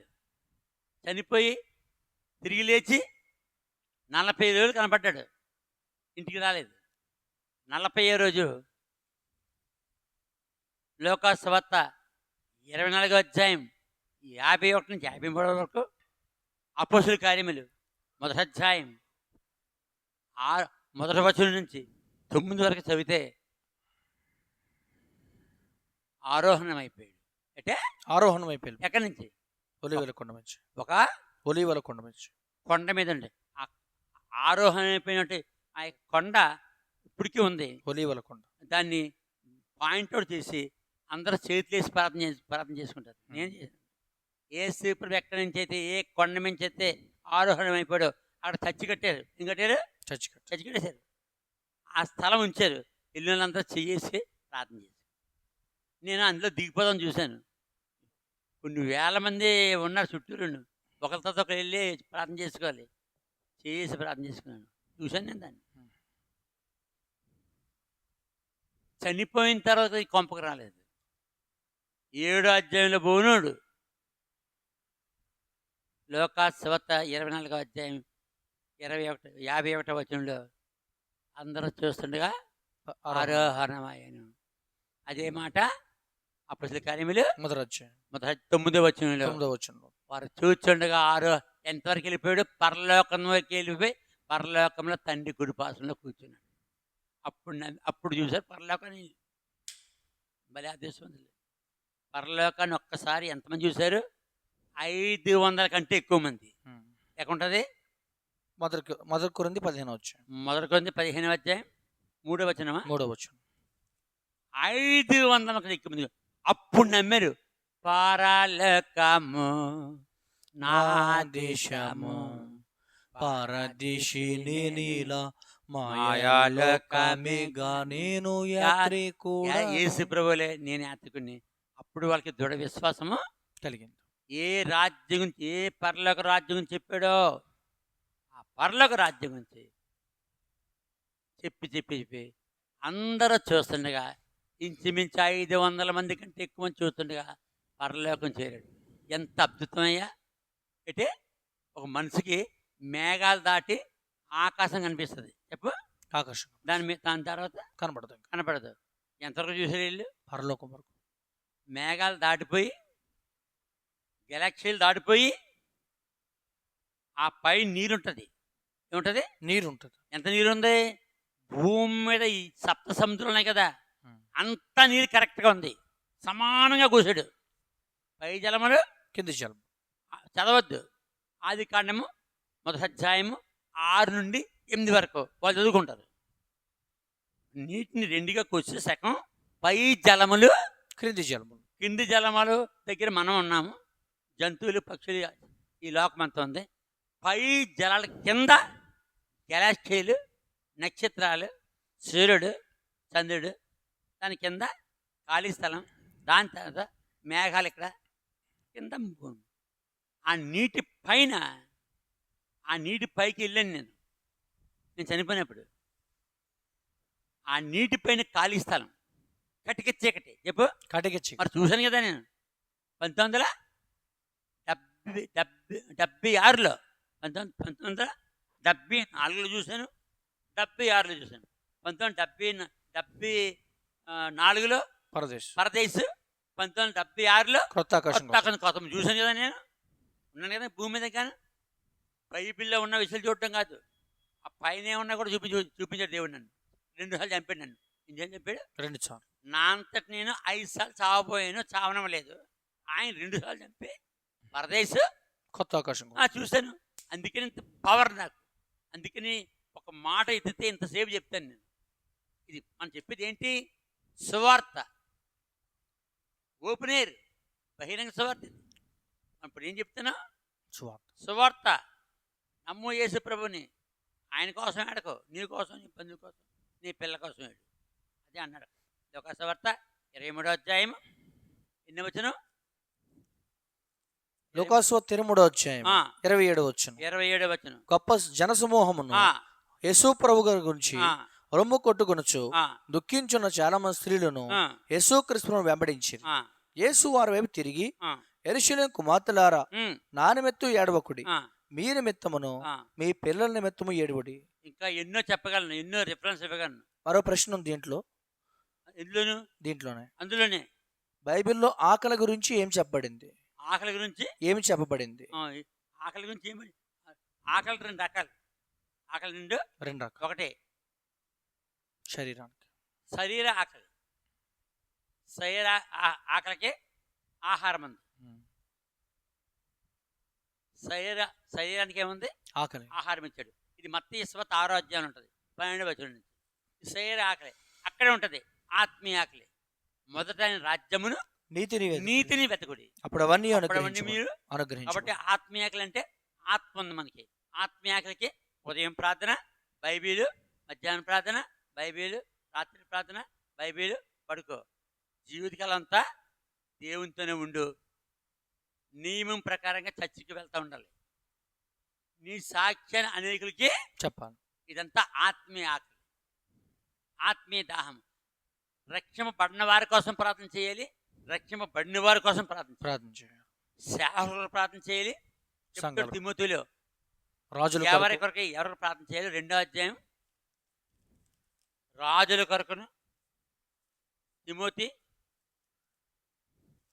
మొదటి తిమోతిలో రాసిన 2వ అధ్యాయం 2వ అధ్యాయం మొదటి తిమోతి 2వ అధ్యాయం 2వ వచనం మొదటి వచనం నుండి మనము సంపూర్ణ భక్తియు. మొదటి తిమోతి 2వ అధ్యాయం మొదటి వచనం. మనము సంపూర్ణ భక్తి మాన్యత కలిగి నెమ్మదిగాను. ఇదంతా ఆత్మీయ ఆకలి. ఆకలి అంటే ఏంటి? ఆకలి 2 రకాలు మనిషికి. ఒకటి శరీర ఆకలి, ఆత్మీయ ఆకలి. శరీర ఆకలికి టిఫిన్లు, మధ్యాహ్నం భోజనం, సాయంకాలం భోజనం, సంపాదించుకోవడానికి ఉద్యోగాలు. ఆత్మీయ ఆకలికి ఇక ఆత్మీయ ఆకలి చెప్తున్నాడు చూడు. మనము సంపూర్ణ భక్తియు మాన్యత కలిగి నెమ్మదిగాను సుఖముగాను బ్రతుకు నిమిత్తము అన్నిటికంటే ముఖ్యముగా మనుషులందరి కొరకు, రాజుల కొరకు, అధికారులందరి కొరకు విజ్ఞాపనలను, ప్రార్థనలను, యాచనలను, కృతజ్ఞతాస్తుతులను చేయవలనని హెచ్చరించుచున్నాను. ఇదంతా ఆకలి, ఆత్మ ఆకలి. మత్తయి సువార్త 6వ అధ్యాయంలో 2 కలిపి ఉంటాయి. శరీర ఆకలి, ఆత్మీయ ఆకలి అంటే ఏంటి? మత్తయి సువార్త 6వ అధ్యాయం 25వ వచనం. అందువలన 25వ వచనం నుంచి అందువలన నేను మీతో చెప్పున్నదేమనగా ఏమి తిందుమో. అదిగో ఇది దేనికి? శరీరానికి. ఏమి తిందుమో, ఏమి త్రాగుదుమో అని మీ ప్రాణమును గూర్చినను, ఏమి ధరించుకుందుమో అని. ఆకలి ఆకలి అయితే ప్రాణం ఆకలి, ఆత్మ అని మీ ప్రాణము గూర్చినను, ఏమి ధరించుకుందుమో అని మీ దేహమును గూర్చినను చింతింపకుడి. ఆహారము కంటే ప్రాణమును, వస్త్రము కంటే దేహమును గొప్పవి కావా? ఇదంతా దేనికోసం? శరీరానికి. ఇంకా 31వ వచనం. ఇప్పుడు మత్తయి సువార్త 6వ అధ్యాయం 25 నుండి 30 వరకు శరీర సంబంధం ఆకలిని చెప్పాడు. 31 నుంచి ఏం చెప్తున్నాడు? కాబట్టి ఏమి తిందుమో, ఏమి త్రాగుదుమో, ఏమి ధరించుకుందుమో అని చింతింపకుడి. ఇది శరీర సంబంధమైంది. చింతింపదు. 31 వరకు. 32, 33 ఏంటి? మత్తయి సువార్త 6వ అధ్యాయం 32, 33 వచనం. ఇవన్నీ మీకు కావాలని, అంటే మత్తయి సువార్త 6వ అధ్యాయం 25 నుండి 37 వరకు శరీర సంబంధం అన్ని మీకు కావాలని మీకు దేవునికి తెలియను. ఆయన్ని ఇచ్చాడు. ఆయన మనిషి పుట్టక మునిపే అన్ని సిద్ధపరిచాడు, అన్ని ఇచ్చాడు. ఆదికాండం మొదటి అధ్యాయం చదువుకోవాలి. అతను ఎందుకోలే మొదటి ఏమి ఇచ్చాడు. తర్వాత మత్తయి సువార్త 6వ అధ్యాయం 32, 33 వచనం. ఇది ఆత్మీయ ఆకలి. ఇవన్నీ మీకు కావాలని మీ పరలోకపు తండ్రికి తెలియను. కాబట్టి మీరు ఆయన రాజ్యమును ఇది ఆత్మీయ ఆకలి. నీతిని మొదలు వెదుకుడి. ఆత్మీయ ఆకలి అంటే ఆయన రాజ్యము, నీతిని, ఆయన పరలోక రాజ్యం, నీతిని మొదట వెతుకుడి. అప్పుడు అవన్నీ మీకు అనుగ్రహింపబడును. కాబట్టి 2 ఆకలిని కలిగి ఉంటాం. బతికినంతకాలం శరీర ఆకలి అది దేవుడు తీరుస్తున్నాడు. అన్ని ఇచ్చాడు మనకి. తినడమే సంపాదించుకున్నాడు. 2 ఆకలి ఏంటి? ఆత్మీయ ఆకలి. అది వాక్యము, ప్రార్థన, పాటలు, బైబిల్ అంతాను. యేసుప్రభు దేనికోసం చెప్పడానికి వచ్చాడు? పరలోక రాజ్యం సమీపించినది, మారు మనసు పొందడు. ఇది ఆత్మీయ ఆకలి. నువ్వు మారు మనసు పొందాలి, పాపాలు ఒప్పుకోవాలి, తండ్రి యొక్క కుమారుని యొక్క పరిశుద్ధాత్మ నామములో బాప్తిసము పొందాలి, పవిత్రంగా జీవించాలి చనిపోయే వరకు. ఆత్మీయ ఆకలి. ఆత్మ లోపల ఉంది, పైకి ఏం కనపడుతుంది? శరీరం. దానికి ఏం కావాలి? ఆకలి, ఆహారం కావాలి. దాహము, సుఖం, బెడ్, తలగళ్ళు, మంచం అన్నీ కావాలి. ఇది తీర్చుకోవాలి, అది రెండు ఆకల్లో కూడా పెట్టాడు దేవుడు. రెండేళ్ళకి దేవుడు సమస్తం ఇచ్చాడు. వాటిని సంపాదించుకో, భక్తి కలిగి ఉండు, చేస్తే పరలోకానికి చేరాలి. శరీర ఆకలి కొంతకాలమే, కొన్ని సంవత్సరాలే. మన కాలాన్ని బట్టి బిలో 100 అంటే బిలో 100 అయిపోయిన తర్వాత ఎక్కడికి వెళ్తాం? పరదైస్ అంటే పరదేశ్. అక్కడ ఆత్మకి ఏమిస్తారు? జీవవృక్ష ఫలం. ఆత్మాకలి, ఆత్మ కూడా ఆకలి ఉంటుంది. ఏమిస్తారు? జీవవృక్ష ఫలం, జీవవృక్ష ఫలాలు, జీవజలం, జీవజలము, మన్నా, అనేక రకాల పళ్ళు. అంటే అనేక రకం. ఆది కాండంలో ఉంటుంది. అది ఆది కాండం 2వ అధ్యాయంలో 2వ అధ్యాయం 9వ వచనంలో 9వ వచనం ఉంటుంది. ఏదేని తోటలో ఆది కాండం 2వ అధ్యాయము 9వ వచనం. మరియు దేవుడైన యెహోవా చూపునకు రమ్యమైనది, ఆహారం మంచిది అయిన ప్రతి వృక్షమును ఆ తోట మధ్యను జీవవృక్షమును. చాలు, ఈ పళ్ళన్నీ తినాలి. ఆ జీవవృక్షం తర్వాత ఇంకో చెట్టు ఉంటుంది, మంచి చెట్టు, తినకూడదు. అది తినే పాపేయాడు. ఆ పాప అవ్వడం వల్లే దేవుడు దిగొచ్చి రక్తం కాచి అందరి కొరకు. అందుకనే నా కోసం ఏడద్దు, మీకోసం. ఇప్పుడు ఒకే ప్రశ్నలో 2 జవాబు చెప్పాం. 2 జవాబులు చెప్పారు. రెండో జవాబు ఏంటి? ఆకలి అంటే ఏంటి? ఆకలి గురించి ఏం చెప్తారు? ఆకలి అంటే 2 ఆకలి ఉంటాయి. శరీర ఆకలి, ఆత్మీయ ఆకలి. తీర్చుకోవాలి. దేవుడు అన్ని ఇచ్చాడు నీకు ఆహార పదార్థాలు. ఆత్మీయ ఆకలి ఇదిగో బైబిల్, ఆయన సేవ, అనేకులకి సాక్ష్యం చెప్పి అనేకులు ప్రభుత్వం సిద్ధపరచడం, ఆయనకు దెబ్బలు తినడం, ఆఖరికి చావడం. పౌలేమన్నాడు? ఫిలిప్పీ 1:21లో, నా మట్టుకైతే బ్రతుకుడు క్రీస్తే, చావైతే లాభం. ఆ స్థితికి రావాలి. దాన్ని ఏమంటారు? అది ఆత్మీయ ఆకలి. ఇక్కడితో సమాధానం పూర్తయింది అని తెలుసుకోవాలి. ఎవరు? దార్వాత్ మధు గారు. దార్వాత్ మధు తెలుసుకోవాలి. అయిపోయింది.